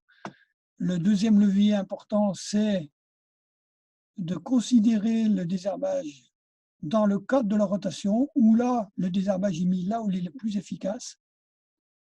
C'est-à-dire ici, on va voir les lisons dans le mois à semence. Sur 3 ans, c'est là où il est le plus intéressant. On peut l'avoir un petit peu dans le maïs, mais c'est là où c'est le moins cher, le plus efficace. On peut avoir ici, là aussi, tout ce qui est chardon dans le blé dur, blé tendre. On peut les avoir. Les graminées, on les a assez facilement dans des pois, par exemple, en faisant des racinaires. Vous voyez, c'est des matières actives différentes, c'est des modes d'action différents. L'idée étant, c'est que quand on diversifie le choix des plantes, on diversifie aussi les modes d'action des produits. Et tout ça combiné, on arrive à la situation où on prend la main sur la nature qui est la horreur du vide. Je dis toujours que si on fait toujours la même chose tous les ans, de toute façon, les adventistes vont s'adapter à ça et vont contourner les obstacles. Donc, il faut essayer toutes les rotations de reprendre, de changer un peu de manière de faire tout le temps. Voilà. Je crois que j'ai fini. Il ne doit plus y avoir d'autres diapos. Attendez, je regarde. Ouais, c'est ça. Donc, je laisse la main. Comment on fait? Alicia va reprendre la main. Et puis, on a eu des questions bon pour toi, Jackie, que je garde pour les poser pendant le temps de questions-réponses. Donc, ne pars pas trop loin. Non, je reste avec vous, pas de problème. Je coupe mon micro. Est-ce que vous êtes sur mon écran maintenant, en plein écran? Oui, c'est tout bon. Bon alors, écoute, merci beaucoup Jackie pour ton témoignage très très enrichissant. Hop, un petit pop-up. Donc, il illustre très bien les différentes choses que tu mets en place et qui t'ont amené à réduire ton usage de produits phyto. Et ça, on a pu l'illustrer au travers de l'indicateur IFT. Et il y a encore des choses qui sont en perspective et en cours de test par Jackie. Donc, il est fort probable que cet usage de produits phyto se réduise encore à l'avenir. Voilà, donc pardon, j'enchaîne du coup sur les principaux freins qui sont identifiés par les agriculteurs et c'est des freins à la réduction des produits phyto en ACS. Donc ça faisait partie des questions du questionnaire. Donc on retrouve les fameuses slides la fameuse slide avec les différentes indications. Donc au final, on se retrouve quand même avec un nombre important d'agriculteurs qui évoquent au moins un frein lorsqu'on les interroge. Donc ils sont 98% à évoquer au moins un frein. C'est assez bien réparti. Je vous ai surligné en jaune les 5 principaux freins qui ont été évoqués et qui sont quand même assez souvent revenus. Le premier étant la pression sociale, l'aspect psychologique de tous ces changements de pratique, le regard de l'autre qui est assez difficile et il faut arriver à surmonter ça. On y reviendra juste après. Le deuxième frein, ça va concerner l'absence ou le manque de matériel adapté aux pratiques de l'ACS, des matériels qui sont coûteux ou qui sont pas encore tout à fait adaptés, donc qui peuvent constituer un frein à la réduction des phytos. On a un autre levier dans l'ordre, c'est au niveau technique. Donc, ce sont des choses nouvelles. On n'a pas 50 ans de recul sur l'ensemble de ces techniques. Il y a encore des choses à tester. Donc, du coup, les agriculteurs vont évoquer un manque de maîtrise technique qui les empêche de faire comme ce qu'ils aimeraient faire sur le papier et d'être dans une réelle démarche de réduction des phytos. On a un point sur la réglementation aussi, le dernier point. Alors, il y a pas mal de choses derrière la réglementation, mais ce qui revient quand même assez souvent, ça va être, du coup, il y a telle molécule est retirée de la vente, n'est plus autorisée à la vente pour quelque raison que ce soit. Et ça ne veut pas forcément dire que le problème qu'elle aidait à gérer disparaît avec. Donc, du coup, il faut trouver des alternatives à ces autres problèmes. Et parfois, on se retrouve avec des produits qui sont moins efficaces que la molécule qui a été retirée, où il faut mettre plus de doses ou faire plus de passages. Donc, ça peut être un frein aussi à cette réduction générale de l'usage des produits phyto. Et le dernier, qui est le premier dans le tableau, c'est le devenir du glyphosate. Alors là, c'est plutôt un frein à la réduction par anticipation. c'est comme pour la réglementation, c'est-à-dire que les agriculteurs se posent beaucoup de questions. Si demain il y a une disparition du glyphosate, on ne peut plus l'utiliser, ben derrière, c'est avec quoi, quelle solution et comment on fait pour gérer, pour continuer à gérer les adventices, pour continuer à gérer les couverts. C'est quoi nos solutions? Et du coup, ils anticipent le fait que ça va potentiellement devenir un frein à la réduction de l'usage des herbicides. Donc, j'ai détaillé un petit peu plus ces différents freins. Donc, quand on dit pression sociale, regard de l'autre, c'est vraiment le premier frein qui est cité. Et en fait, on peut avoir différents niveaux. Soit ça va être l'impact du regard du voisin, de la famille, de l'associé. Et donc, du coup, qui vont pouvoir dire à l'agriculteur, mais pourquoi tu n'appliques pas le produit X comme fait tout le monde, comme on a l'habitude de faire. Donc, déjà, c'est avoir ce regard-là de son entourage, ça peut être difficile à gérer. Ça peut être aussi un manque de connaissances du conseiller de l'exploitation, qui n'a pas forcément des connaissances ou la formation nécessaire pour comprendre tous les enjeux de l'ACS et de l'agroécologie. Donc, du coup, il va dire à l'agriculteur qu'il lui conseille d'appliquer tel ou tel produit, quoi qu'il arrive, pour jouer la sécurité, pour sécuriser le rendement. Quoi qu'il se passe, il faut mettre le produit en question. Donc, du coup, là, c'est de nouveau arriver à passer au-dessus de ça, ça peut être compliqué. Et aussi, c'est le dernier point, c'est les propres barrières psychologiques de l'agriculteur qui a toujours appris à faire comme ça, qui a toujours vu son père faire comme ça. Donc, il faut arriver à passer au-delà des habitudes. Donc, ça peut être un frein aussi à la réduction. On a vu qu'il y avait un frein au niveau des connaissances techniques. Donc, voilà, je l'ai dit, c'est une nouvelle chose. Donc, tout n'est pas encore maîtrisé, il y a encore des progrès à faire. Donc, c'est maîtriser et faire des progrès, ça va demander de nombreuses années de tests. C'est assez long à mettre en place. Il y a des réussites, il y a des échecs. Donc, c'est un travail de tout instant par les agriculteurs. Et ça ne peut pas se faire en quelques mois, c'est sur plusieurs années, plusieurs cycles.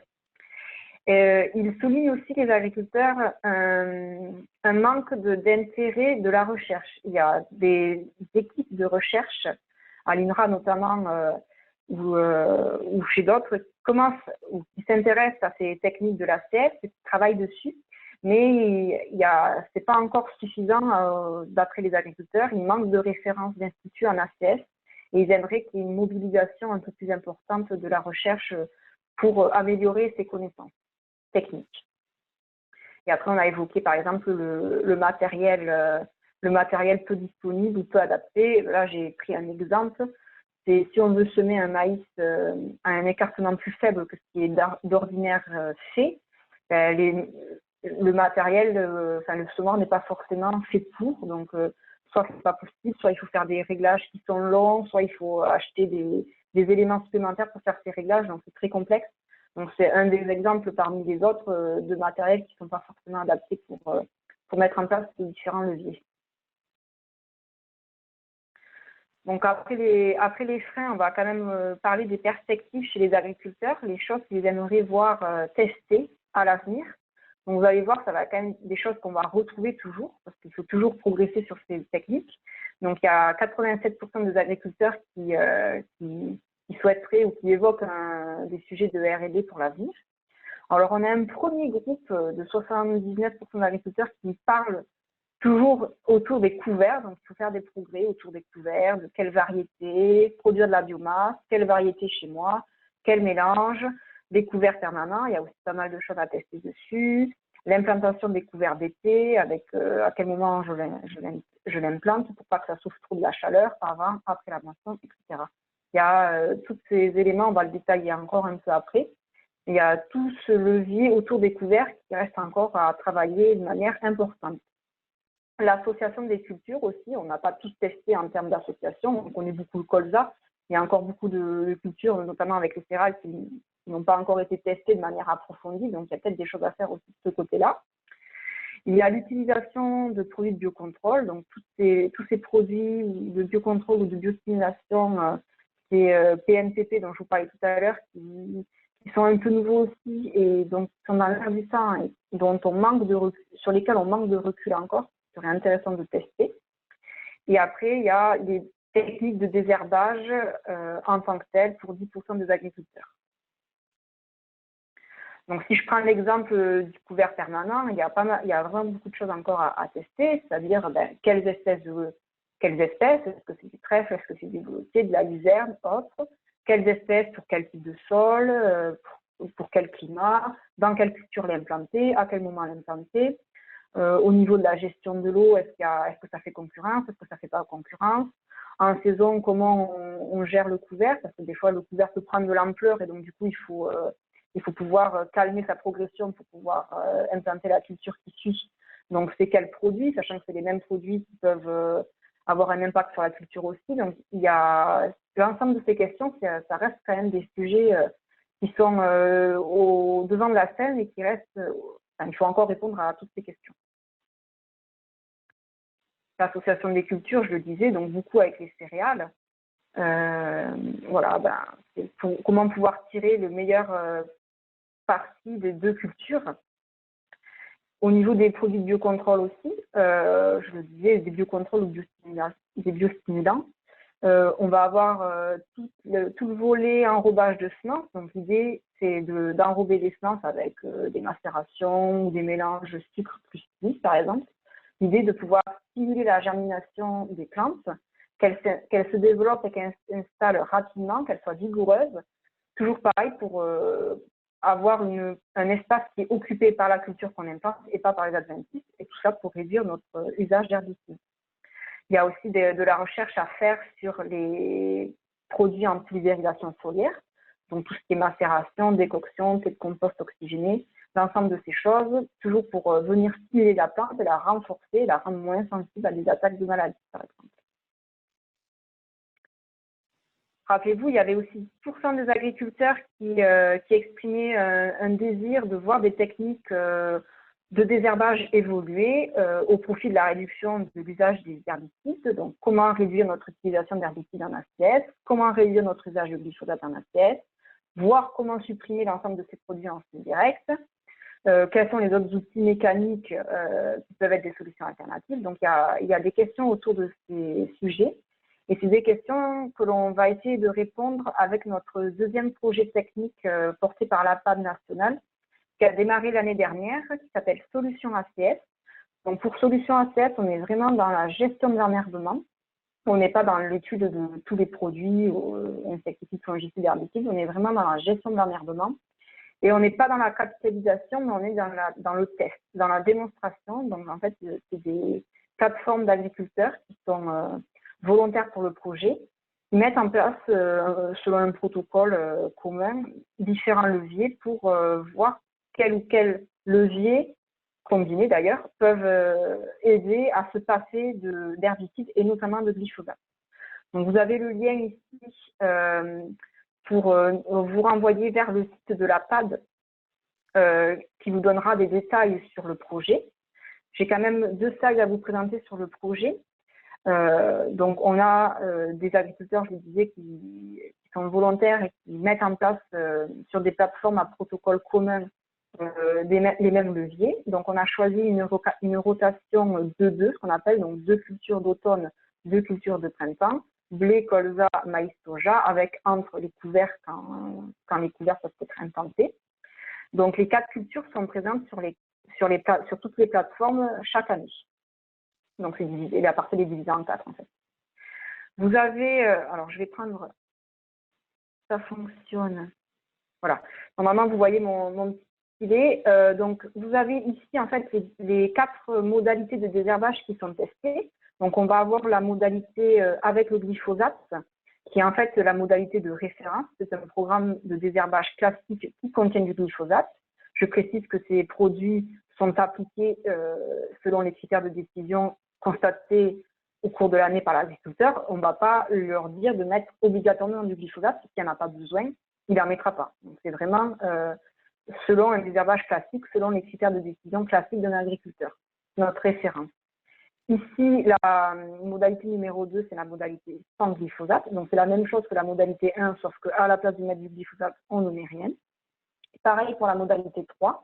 À la place de mettre du glyphosate, on remplace par l'action d'un rouleau type FACA qui va venir écraser les adventices et les couverts en surface. Et pareil pour la modalité 4, à la place du glyphosate, on va venir scalper en surface. Donc le scalpage, c'est une petite action mécanique sur les 2 premiers centimètres du sol qui vont venir arracher les adventices. Et donc ça c'est un remplacement du glyphosate.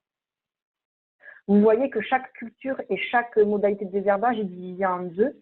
C'est en fait la partie FC et FO. Alors FC pour fertilisation classique et FO pour fertilisation optimisée. Donc dans la partie fertilisation classique, c'est le programme de fertilisation, de nutrition de la plante tel que l'agriculteur a l'habitude de le faire selon les recommandations des analyses de laboratoire classiques. Tandis que la fertilisation optimisée, on va venir apporter une fertilisation minérale qui est un peu différente avec des équilibres d'oligo-éléments qui sont différents pour lesquels on suit des recommandations d'une autre méthode donnée par un autre laboratoire qui se trouve aux États-Unis. Donc, c'est des méthodes qui sont peu encore connues en France, c'est les méthodes Kingsley pour ceux qui connaissent, et qui en fait visent à étudier d'autres équilibres d'oligo-éléments. Donc, on veut confronter les 2 méthodes d'apport, en fait, les 2 recommandations d'apport, pour voir s'il n'y a pas une différence qui se crée, sachant que dans la fertilisation optimisée, il y a aussi de la fertilisation biologique qui est apportée en plus avec de l'implantation de couverts supplémentaires en culture. Tout ça pour faire de la fertilisation supplémentaire. L'idée, c'est qu'on ait des sols complètement optimalement, équilibrés de manière optimale, et donc du coup, qui nourrissent les cultures que l'on met en place, nous, de manière optimale, et que ça ne laisse pas la place à des développements d'adventices, à des corrections que la nature voudrait mettre en place parce qu'il y a un sol qui est carencé ou trop en excès. Voilà l'hypothèse sur laquelle on est parti. Hop. Donc, vous voyez à gauche les 5 plateformes qui mettent en place le protocole que je viens de vous décrire. Elles sont réparties sur 5 territoires différents, ce qui est très intéressant. Comme ça, on se retrouve dans 5 contextes différents. Et à droite, vous avez la localisation d'autres plateformes que l'on appelle les plateformes satellites. Donc, ce sont des plateformes qui vont venir graviter autour du projet, qui testent d'autres leviers que ce qui est testé dans le protocole commun que je viens de vous présenter, tout simplement parce qu'on ne peut pas tout présenter. Donc, du coup, on a fait ces agriculteurs-là de cette plateforme ont fait le choix de tester ces leviers, on va dire, ces autres leviers, et qui sont des leviers importants pour eux, importants pour leur territoire aussi. Donc, on va avoir une source d'informations supplémentaire. Donc, j'en arrive aux livrables qui sont déjà disponibles pour Phytosol. Donc, pour nous, le premier canal de diffusion des savoirs, ça va rester la formation. Nous avons déjà dispensé 30 formations ces 2 dernières années autour de la réduction de l'usage des produits phytosanitaires. Il y a des fiches techniques et des vidéos témoignages d'agriculteurs, on y reviendra juste après, qui sont disponibles sur notre site internet depuis fin d'année dernière. On a également proposé une journée technique dédiée à cette thématique-là l'année dernière, dont les comptes rendus sont disponibles sur notre site internet. Et on prévoit la rédaction de brochures, de guides et de rapports au courant de cette année pour avoir des résultats sur papier, on va dire. Et l'ensemble sera disponible via notre site internet, via l'infolette, sur les réseaux sociaux.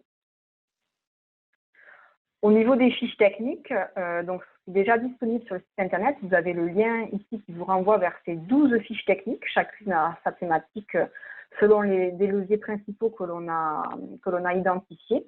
Donc ces fiches techniques, je vous encourage vraiment à aller les voir. Elles sont à destination des animateurs et des agriculteurs principalement, mais tout le monde peut les voir bien sûr. L'idée, c'est qu'on présente la méthode de manière simplifiée, qu'on décrive ce que c'est et qu'on puisse y apporter les avantages techniques, les avantages économiques. Il y a aussi des points de vigilance à avoir. On y apporte un petit témoignage d'agriculteur écrit et un lien vers de la ressource bibliographique. Également, on a produit 9 vidéos qui illustrent et qui témoignent de ce que font les agriculteurs. Donc, c'est vrai qu'on leur donnait la parole, comme on a fait avec Jackie juste avant, c'est quand même très, très concret et c'est très riche d'enseignements. Donc, ce que je vais essayer de faire, c'est de vous diffuser 2-3 minutes d'une vidéo pour que vous puissiez vous rendre compte ce que c'est. Alors, je vous reprends juste après. J'espère que ça va fonctionner. Donc, si jamais mes collègues me disent que ça ne fonctionne pas pour des raisons techniques, je m'en excuse d'avance. Et du coup, je vous reprendrai. Alors, du coup, là, voilà.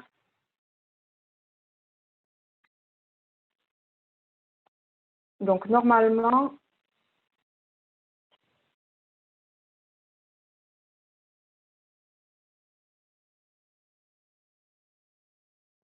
c'est un petit peu long, mais ça va venir.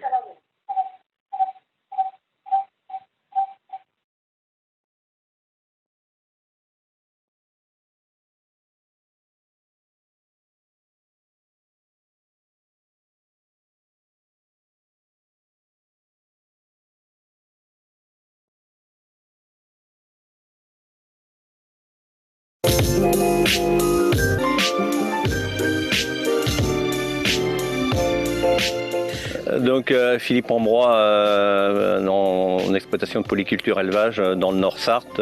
J'ai 200 bovins et puis 900 places d'engraissement en porc. J'ai arrêté le labour en 1995, voilà 25 ans, et je suis en SD depuis 4 ans, quoi.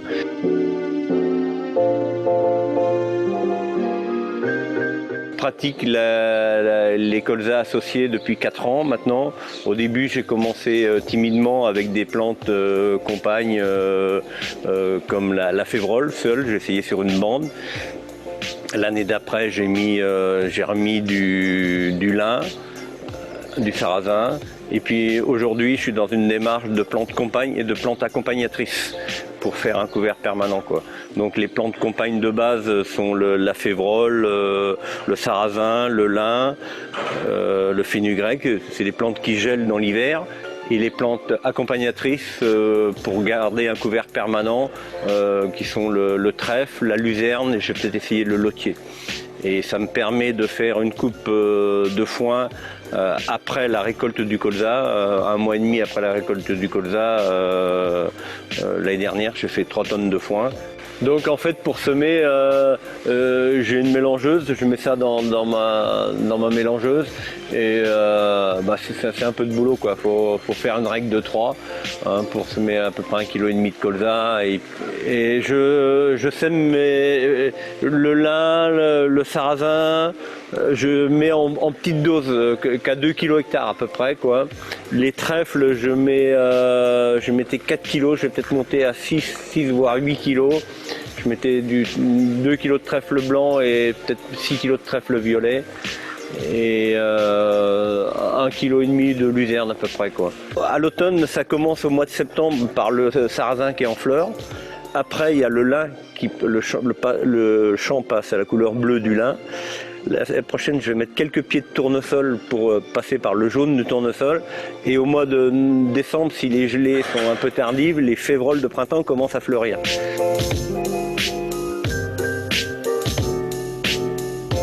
Le but des plantes compagnes et accompagnatrices, c'est au départ un rôle pour travailler le sol, et puis aussi pour les insectes. Puis ce qui m'a poussé à faire du colza associé, c'était, je me suis dit, c'est plein de...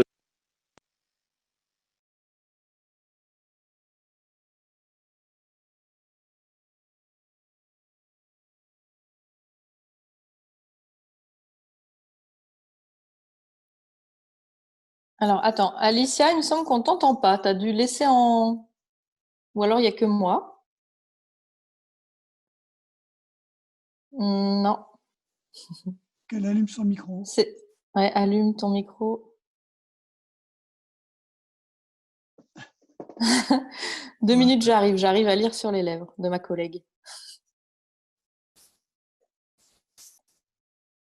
Alors, en attendant, peut-être, on peut peut-être prendre une question pour Jackie, pour pas perdre de temps, parce qu'il y avait pas mal de questions pour Jackie. Donc, Jackie avait une question autour de la variabilité des mélanges que tu fais, de l'efficacité des mélanges d'une année sur l'autre, sur les mélanges de variétés que tu utilises. Est-ce que tu constates que finalement ça lisse les problèmes pédoclimatiques ou autres d'une année sur l'autre, ou bien au contraire, ça reste quand même, l'efficacité reste quand même assez variable d'une année sur l'autre? Je dirais que ça stabilise. Il faut dire qu'en agriculture de conservation, tout ce qui est maladie du pied, tout ça, je ne vois plus. Ça, c'est fini. Les trois maladies qui peuvent être à gérer, c'est septoriose, fusariose et éventuellement rouille. Bon, je trouve que c'est assez souple. Je ne peux pas la fermer complètement, mais c'est assez souple. J'arrive à voir quelque chose qui est à peu près standard. C'est quand même la météo qui fait la différence, hein.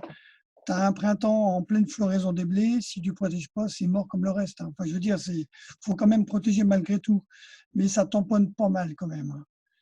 Voilà ce que je peux dire, hein. Alors Ok. après, pour la stabilité variétale sur l'ensemble, j'ai eu l'occasion de faire une comparaison entre des variétés du moment il y a à peu près 8 ans et les miennes, et j'avais moins de 1,5 quintal d'écart. Donc en fait, le système n'est pas déconnant. Mais sur les maladies, c'est quand même l'agroclimat qui fait la différence. Cela dit, quand je choisis les variétés, j'essaye toujours de cibler les variétés qui me posent problème. Donc je choisis au moins des PS peu sensibles. Septoriose, fusariose, c'est le minimum, hein. Mais ça n'empêche pas, hein. S'il y a de l'eau en pleine floraison des blés, tu as beau avoir des peu sensibles, ça peut quand même déconner. Ok. Il y avait une question aussi pour toi, Jackie, sur le MOA que tu as utilisé pour les adventices. Est-ce que ça a été plus efficace que le sarrasin? Et est-ce que quand tu faisais du sarrasin, est-ce que tes parcelles étaient propres ou pas? Alors, le mois, il a tendance à étouffer, c'est en fin de cycle. C'est en fin de cycle qu'on voit mieux le boulot. Le sarrasin, il est quand même salissant. Tout dépend de la réussite de la levée. Si par exemple on réussit un sarrasin qui est levé où on ne voit que ça à la levée, il va se maintenir propre jusqu'à la fin. Si on a un sarrasin et on voit des canopodes passer à travers ou d'autres plantes, de toute façon, ça ira jusqu'à la fin comme ça. C'est une question de réussite du couvert, mais c'est valable pour tous les couverts, hein. Si on réussit dès le départ à avoir un couvert bien implanté rapidement, c'est pour ça que l'irrigation est intéressante dans d'autres cas de figure. Voilà. Et aussi, même envisager un désherbage dans le couvert ou dans la culture. Le MOA, par exemple, je fais une hormone à 2,4-D, ça nettoie pas mal. Et après, ça se maintient propre. Mais les couverts, le MOA, comme le reste, c'est dès que c'est propre au semis, ça reste propre jusqu'au bout, mais il faut qu'on puisse réussir vraiment le couvert. Mais le MOA, j'ai quand même vu un effet meilleur que le sarrasin, ça c'est clair. Et je l'avais Ok. dit déjà à Stéphane, parce que je vois que c'est lui qui a répondu. Oui, c'est Stéphane Cordeau de l'INRAE qui est avec nous et qui a Dans le posé, biais de Twitter, posé j'ai la envoyé le question. message, je dis attends, intéressez-vous moi dans votre plateforme à Dijon, ça vaut le coup de regarder quel impact ça peut avoir. Alors moi, graine, Super.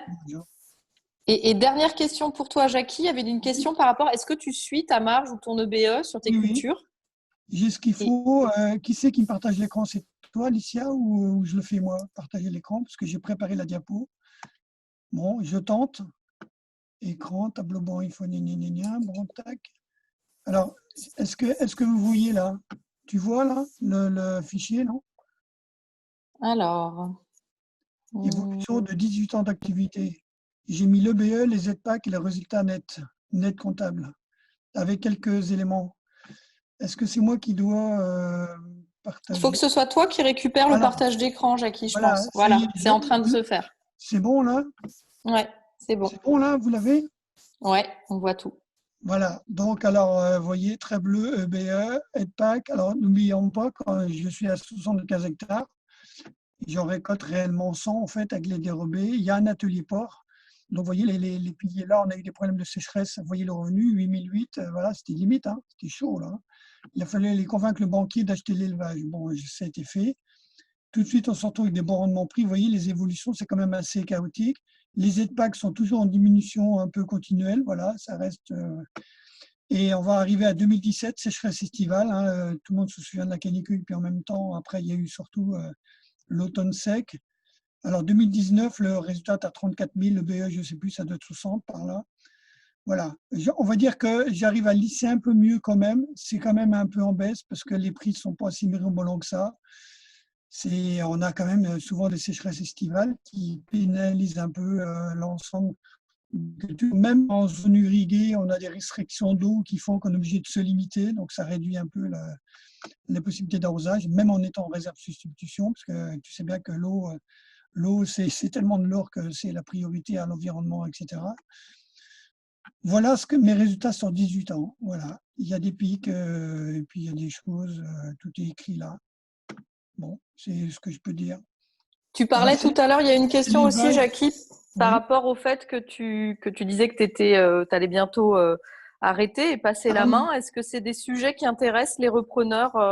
Est-ce qu'ils s'intéressent à ça? Est-ce que ça leur pose question? Alors, à ce propos, donc j'ai déjà 2 acheteurs qui se présentent. Il y en a un, il est en bio, l'autre est en conventionnel. Alors, je vous le dis franchement, si vraiment les produits devaient diminuer, voire arrêter, je pense que ma ferme passera en bio, c'est quasiment obligatoire. Parce que elle a un potentiel en bio énorme, c'est-à-dire qu'elle a des sols riches en matière organique et en plus, elle a un élevage propre qui fournit 80% des besoins au conventionnel des besoins d'azote. Donc, ça veut dire que quelqu'un qui achèterait ma ferme en bio, il pourrait avoir 10 ans devant lui de choses intéressantes. Donc, ça veut dire que si je n'arrive pas à maintenir la CS, déjà, moi, en tant qu'en activité, c'est à peu près 4 ans. Déjà, si j'arrive à tenir, ce sera pas mal. Si un repreneur, il y en a un, il est prêt à continuer la CS, ok, mais s'il ne peut pas le faire, il pourra bénéficier d'un sol riche en matière organique, il pourra griller la matière organique en labourant, il va retrouver des bons rendements. C'est con de le dire, mais c'est comme ça. C'est-à-dire qu'il y a de fortes chances que les terrains soient un jour retravaillés. Cela dit, ça ne me choque pas, parce que moi, si je vends au prix que je veux, après, le successeur, il fera ce qu'il voudra de la ferme, il pourra passer de bulldozer à la vente, il fera ce qu'il voudra, et je m'en fous, c'est plus mon projet, c'est le sien.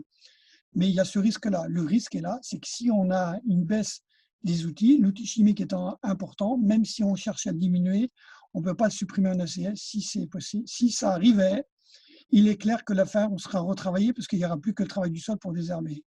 Et je pense que dans mon cas, vu les taux de matière organique que j'ai dans les sols, je pense que c'est un agriculteur biologique sera plus enclin à être plus intéressé qu'un agriculteur en conventionnel. Je ne sais pas trop. Alors moi, je cherche à vendre ma ferme. Je cherche d'ailleurs à mettre une valeur au capital de fertilité. J'ai fait une évaluation perso. Moi, je cherche à avoir à peu près 1 000 € de l'hectare liés au stockage de matière organique. 1 000 € de l'hectare, en plus après de la valeur du bâtiment, du matériel. Mais je cherche à vendre la ferme à une valeur de 1 000 € de l'hectare en termes de matière organique. Ça, c'est jamais fait, mais je vais essayer de le mettre en œuvre, de le vendre par le fait que ma ferme elle a une richesse. Voilà.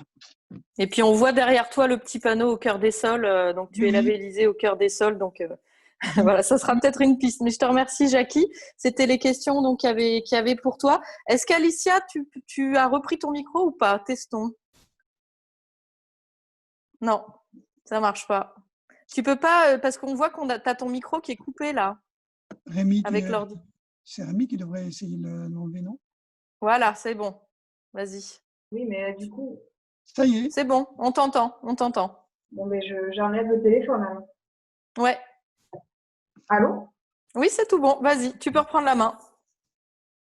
Jackie, il faut que tu me rendes, il faut que tu arrêtes. Voilà, ça y est. Voilà. C'est Rémi qui a dû le faire. Bon, je mets ma vidéo. Bah, je vais m'entendre parler parce que moi, je vous m'entends. Bon. Si j'enlève mes... Vous m'entendez si je fais ça? Oui, très bien. Moi, je m'entends parler par mon téléphone parce que j'ai pas le son. Alors. Mon ordinateur, il s'est mis à ralentir aussi. Je sais pas du tout. On arrive au bout du webinaire. Ouais, il me reste pas beaucoup en plus. Mais j'arrive pas à le mettre en plein écran. Je sais pas ce que vous voyez. Là, on voit très bien. C'est bon, c'est reparti. Il n'y a pas de souci. Bon, du coup, je vais enlever les oreillettes pour pas m'entendre parler. Et je sais pas, j'espère que vous allez m'entendre. Du coup, faites-moi signe si vous m'entendez plus. Juste, je poursuis pour donc l'ensemble des personnes qui qui ont pu répondre au questionnaire. Donc, ils m'ont évoqué pas mal de thèmes. Donc, j'ai choisi de faire un annuaire des thématiques qui sont classées par personne qui a répondu, par thématique et par région. Donc, il y aura ce document aussi qui sera mis à disposition. C'est pour favoriser les échanges entre plusieurs personnes aussi. Donc, au niveau des autres livrables, on a travaillé avec l'INRA et de l'Union pour mettre en place des arbres, enfin, pour améliorer et en tout cas construire un arbre de décision adapté à la réduction des herbicides pour l'ACS. Donc, il existe un arbre pour la réduction des herbicides et il existe un arbre pour la réduction des fongicides et un pour les insecticides. C'est un travail en cours. Donc là, je vous montre l'exemple du travail réalisé autour des herbicides. En fait, cet arbre, il est là pour apporter des outils pour construire un système et aider les agriculteurs et les animateurs dans la réflexion de leur système. Donc, c'est intéressant puisque ça présente l'ensemble des techniques qui se trouvent du coup à droite au niveau de l'écran. Et il y a tout un processus pour amener à ces techniques et ça permet de balayer l'ensemble des techniques et de comprendre et d'aider les agriculteurs. J'ai envie de construire mon système comme ça en ayant tel ou tel objectif. Et donc, du coup, là, cet arbre-là permet d'organiser ces idées et de comprendre quel processus derrière il y a derrière chaque technique. Par contre, Alicia, on ne voit pas bouger tes diapos. Avec la slide d'après. Au niveau de cette slide-là, du coup, j'ai demandé aux agriculteurs et aux animateurs quels étaient les besoins d'accompagnement, s'ils en avaient déjà. Donc, c'est le cas pour 99% d'entre eux. Et les principaux besoins qui ressortent, c'est les besoins autour de l'échange. Donc, ils ont vraiment besoin d'échanges entre eux, autour de plaine, par exemple. Et aussi, ils ont besoin d'ateliers de réflexion. Donc, des ateliers, ils vont construire ensemble des choses. Et c'est en ça que des outils comme l'arbre qui a été construit avec l'INRA peut aider en fait à animer ce type d'atelier et à animer et à structurer l'ensemble des idées. Les agriculteurs, ils sont aussi très demandeurs au niveau des formations. On a vu tout à l'heure qu'il y avait un manque de maîtrise technique. Donc du coup, ça peut être vu à travers de formations pour aider les agriculteurs à progresser. Donc j'arrive à la fin. Donc en conclusion, ce qu'il faut retenir de l'ensemble de cette étude et de ce projet, c'est qu'il y a beaucoup de leviers qui sont à combiner dans un système qui, lui, est unique. Donc chaque levier n'est pas, et chaque combinaison de leviers n'est pas transposable d'un système à l'autre, il faut l'adapter, le tester chez soi. La mise en œuvre de l'ACS selon ces trois piliers, c'est déjà des leviers en tant que tels pour réduire l'usage des produits phyto. Ensuite, les leviers autour de la réduction de l'usage des herbicides sont les plus nombreux à être mis en place. Il existe des freins pour la mise en place de ces leviers, comme des freins par exemple autour des barrières psychologiques, des freins sociaux, des manques de connaissances techniques. Les agriculteurs évoquent un besoin d'accompagnement autour de la formation et des échanges, des ateliers de réflexion. Il y a des sujets encore nombreux à être travaillés sur les couverts, les associations de culture, les produits alternatifs, la gestion de l'environnement. On espère pouvoir trouver des réponses au travers du projet Solutions ACS. Et enfin, il y a tout un volet diffusion des savoirs avec les fiches, les vidéos, les journées techniques, les formations, etc. Donc, écoutez, je vous remercie à tous pour votre attention. J'espère que la fin de la présentation n'a pas été trop compliquée à suivre. Je remercie également tous nos partenaires qui ont permis la mise en place de ce projet. Je remercie toutes les personnes qui ont été enquêtées et qui ont permis d'obtenir ces résultats-là. Donc, je vais passer la parole à Sophie et François pour le mot de conclusion et je vous retrouverai, si ça veut bien fonctionner, pour la partie questions-réponses, si jamais il en reste pour moi. Super, je reprends la main, Alicia. Merci beaucoup pour le travail. Je redis juste que tous les documents, tous les livrables que vous voyez, c'est vraiment des choses qui sont à disposition de tous ceux qui peuvent en avoir une utilité. Donc n'hésitez pas à les utiliser. Sur notre chaîne YouTube, vous retrouvez toutes les vidéos qui peuvent être des supports de formation. Nous, on s'en est servi notamment dans le cadre de nos formations qu'on a faites depuis 1 an. sur la réduction des produits phyto en ACS. Donc, n'hésitez pas à les utiliser. C'est vraiment des outils qui sont ouverts et disponibles et publics pour tout le monde. Alors, il y avait une dernière question qui peut faire le lien avec la conclusion de François, je pense. Alors, il y en avait une, c'était est-ce que au sein de l'équipe d'animateurs de l'APAD et des groupes qu'on suit, est-ce qu'on arrive à identifier les sujets pour aller plus loin, qui sont des sujets plutôt de développement ou plutôt de recherche, et qui pourraient du coup être utilisés par les personnes de la recherche ou du développement pour aller plus loin et nous accompagner. Donc peut-être je me permets de répondre à celle-ci. On arrive à trier ça. Mais par contre, ce qui nous manque un peu, alors ça commence à avancer. D'ailleurs, je remercie les équipes de l'INRAE qui sont mobilisées autour du téléphone aujourd'hui et qui nous accompagnent aussi dans le projet Solutions ACS. On arrive à identifier ce qui est de la recherche, ce qui est du développement. Ce qui est plus compliqué pour nous, c'est d'identifier le bon interlocuteur derrière pour nous aider à aller plus loin. Donc, c'est vrai qu'aujourd'hui, ça commence à se développer plus, mais on a besoin aussi, pour analyser les résultats, on a besoin de l'appui plus de la recherche ou du développement. Et puis, il y a une dernière question que je vais peut-être passer à François.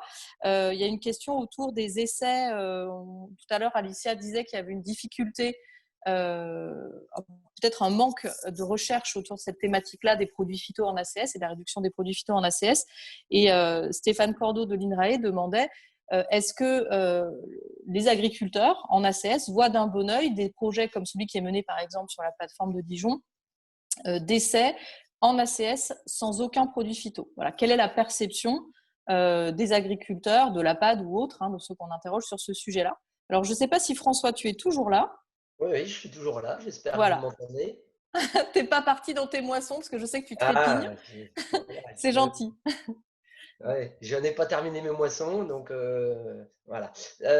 Sur cette question, parce que c'est une question extrêmement importante. Évidemment que dans le cadre des programmes de recherche, il est normal que les instituts de recherche fassent de la recherche fondamentale et travailler pour comprendre les mécanismes qui permettent en agriculture de conservation des sols, le fonctionnement de l'enherbement et de l'ensemble du parasitisme me paraît être un travail tout à fait intéressant et qui prépare l'avenir. Mais je vais simplement dire, le mieux peut être l'ennemi du bien. Aujourd'hui, vous le voyez, et c'est ce qu'on a entendu grâce au retour d'Alicia, dans nos réseaux, dans les réseaux, qu'ils soient associés à l'APAD ou qu'ils soient membres du réseau rural qu'on essaye de développer, la question de l'usage des produits est important parce qu'il concourt à un des objectifs de l'agriculture de conservation des sols qui consiste à améliorer l'état biologique des sols, l'état biologique du milieu dans lequel on souhaite faire pousser des plantes. Donc, l'objectif de réduction est une conséquence pour nous d'un sol en bon état, bien couvert, on l'a vu avec les exemples. Mais à trop vouloir passer de tout à rien, on entraîne une conséquence difficile, c'est que on ne voit pas le chemin de réduction. Et donc, pour moi, il y a deux choses. Il y a une recherche, évidemment, qui s'applique à aller le plus loin possible, parce que ça servira demain, mais il faut aussi un travail de développement à partir des réalités des agriculteurs. Les agriculteurs aujourd'hui, ils utilisent, qu'ils soient en agriculture de conservation des sols ou en système traditionnel, tout un tas d'outils au service du contrôle de l'ensemble du parasitisme. Il y a un souhait global de réduire. Je crois que ça, on peut le dire pour tous les agriculteurs. Dans nos réseaux, il est encore plus puissant parce que c'est le symbole de la réussite de l'agriculture de conservation des sols quand, concomitant à l'augmentation de la matière organique dans les sols, à l'amélioration de la qualité de la production, on arrive à réduire ces usages et donc à améliorer la biodiversité, mais on ne peut pas partir de tout à rien. Et donc, le chemin, le pragmatisme, c'est ça qu'on souhaite dans le développement, dans le travail avec les instituts de recherche ou de recherche appliquée. D'ailleurs, c'est là aussi où il y a un gros travail parce que l'expérience que l'on a pour ceux qui sont les plus âgés, oui, je fais partie des plus âgés, sûrement, c'est qu'on a avancé avec beaucoup de petits pas. Et je voudrais mettre en valeur ce qui a été présenté là. Pour certains d'entre vous, peut-être, ça paraît un petit peu pas suffisant ce qu'on vient de présenter, mais nous, on perçoit dedans tout l'engagement des agriculteurs, toute cette volonté de réfléchir aux différents leviers qui, je le rappelle, n'existaient pas il y a 10 ans. Je ne sais même pas s'ils existaient il y a 5 ans. La question des couverts permanents, de la diversité des espèces mélangées, c'est vraiment des questions qui ont été mises sur le devant de la scène par les réseaux de l'agriculture de conservation des sols. Et on souhaiterait, et c'est ce qu'on engage grâce à Solutions ACS et grâce aux autres projets que l'on porte, c'est continuer pour que les agriculteurs qui nous rejoignent puissent, au pas de temps qui est le leur, à partir de leur réalité, améliorer de façon continue à la fois leur acte de production et la protection environnementale auquel on est très attaché. Voilà ce que je peux dire sur cette question qui synthétise l'ensemble un petit peu du travail fait. On est très pragmatique dans l'agriculture de conservation des sols, même si d'aucuns pensent qu'on est idéologique, mais non. On a des grands principes et vous les connaissez, mais on souhaite avancer avec les agriculteurs à partir de leur réalité. C'est vraiment ça, notre engagement collectif. Pour faire ça, on a développé des nouveaux projets, notamment autour du réseau rural, qui est quelque chose de très important pour nous. Et le travail dans Phytosol nous a permis de contacter, d'échanger avec plein de réseaux qui travaillent sur l'agriculture de conservation des sols. Donc, si vous faites partie vous-même de groupes qui travaillent là-dessus, vous êtes les bienvenus pour nous rejoindre dans le cadre du réseau rural pour réfléchir ensemble quels vont être les leviers de développement à mettre en œuvre pour que cette agriculture trouve toute sa place avec toute la valeur sur le territoire. On a aussi souhaité que cette agriculture puisse être identifiée au niveau national avec le soutien du ministère de l'Agriculture. Donc, on a lancé, vous le savez tous, le label Au cœur des sols, qui est un cadre de référencement sur lequel nous, agriculteurs, on souhaite s'appuyer pour faire reconnaître cette agriculture de façon plus efficace, pour lui trouver une valorisation, notamment au niveau des services qu'elle rend. Et donc, c'est tout ça qu'on essaye de mettre en œuvre, du pragmatisme, de l'engagement, mais aussi des résultats concrets dans nos fermes. Et c'est ce qu'on va continuer à faire grâce à toute l'équipe de l'APAD et toutes les associations qui y sont affiliées. Donc, pour finir, je voudrais remercier encore le ministère de l'Agriculture pour son soutien qui est très très important pour nous, qui nous permet de faire du lien avec le territoire et à avancer toujours dans la bonne direction. Merci également au ministère de la Transition écologique et de l'Agence de biodiversité qui, grâce à la mise en valeur des services que porte l'agriculture de conservation des sols, nous encourage à aller encore plus loin. Je remercie également l'INRA qui, par beaucoup de sujets, par beaucoup d'acteurs et beaucoup de centres de recherche, ont compris et nous épaulent pour mettre encore plus en lumière à la fois les techniques à mettre en œuvre, mais aussi les services rendus. Et je terminerai évidemment pour remercier toute l'équipe de l'APAD qui travaille de façon très, très efficace. Et merci beaucoup, Alicia. Merci beaucoup François pour ces mots et puis rendez-vous donc pour nos autres projets, notamment le projet Solutions ACS sur des plateformes d'essai et là on espère de visu cette fois pour vous présenter des résultats dans les champs. Voilà, merci à tous, mais un grand merci à Alicia qui a bravé la technique pour réussir ce webinaire et merci à tous qui êtes restés connectés jusqu'au bout. On est à peu près une quarantaine de personnes donc merci de votre intérêt et on reste en contact via nos réseaux sociaux ou n'hésitez pas à nous contacter en direct. Merci à tous. Merci. Au revoir. Au revoir. À la prochaine. Merci.